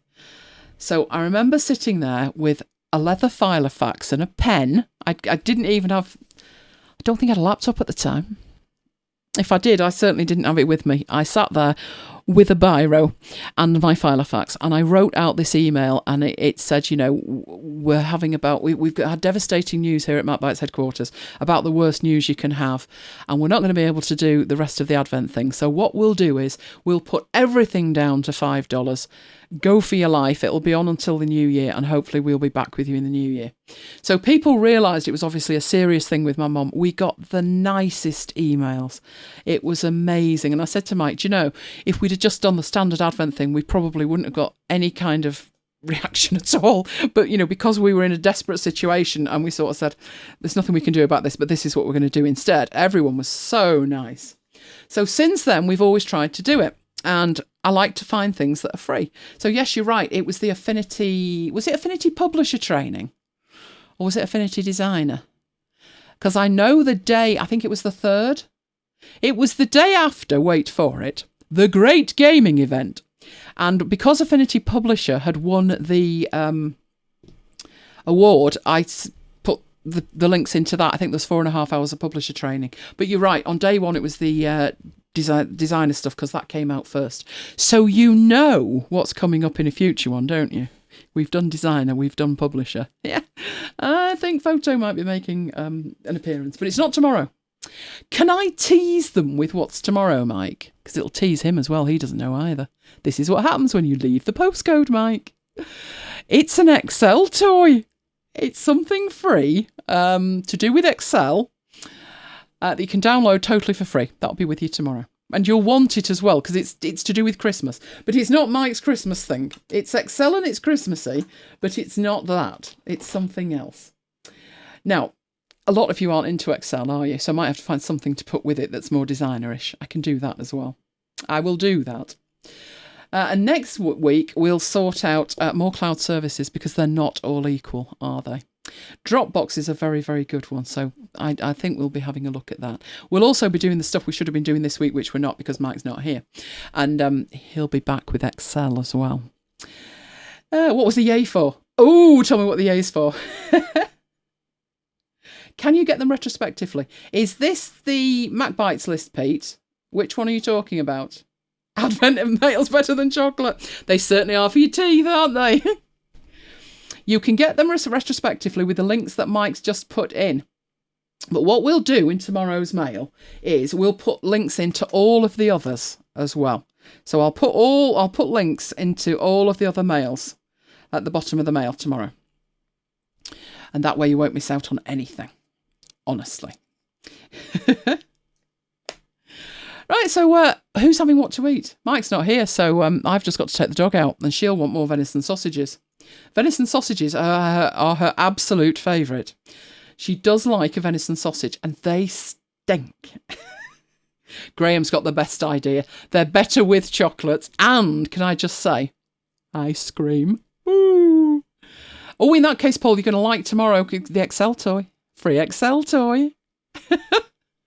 Excellent. Well, as I say, it's going to be a YouTube premiere. So one thing I can say is the audio sync will be right because I'll be doing it earlier in the week. And Mike will be doing his bit earlier in the week. But we will be bobbing in. We'll be bobbing in. I've got a very sore mouse finger. Do you think I've been overdoing it? Or was it a venison sausage? Could have been either. I'll show you those venison sausages next week.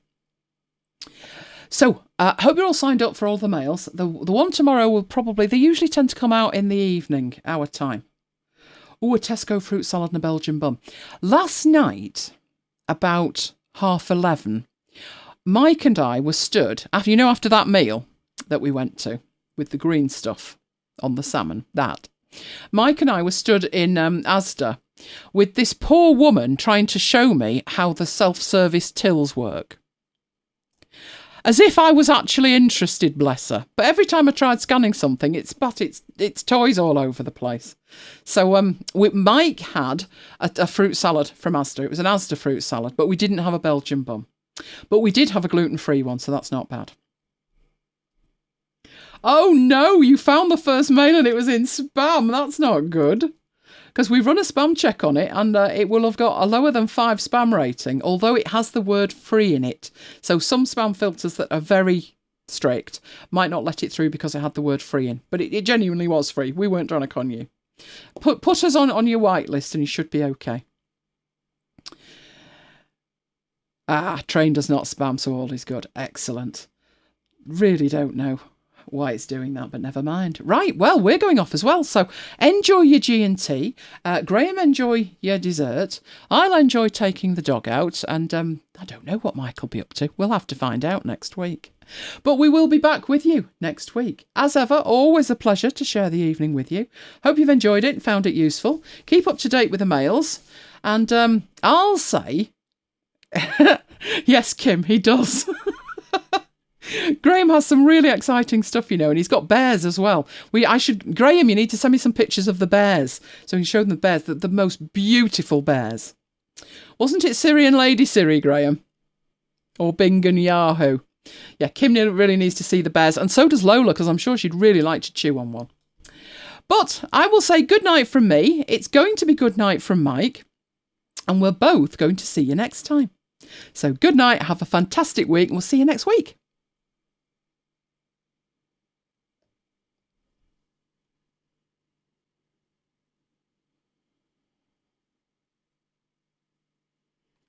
Oh, I should have said, shouldn't I, Paul? It's Friday. It's Friday. Friday the 13th. What could possibly go wrong? It's Friday. See you next week.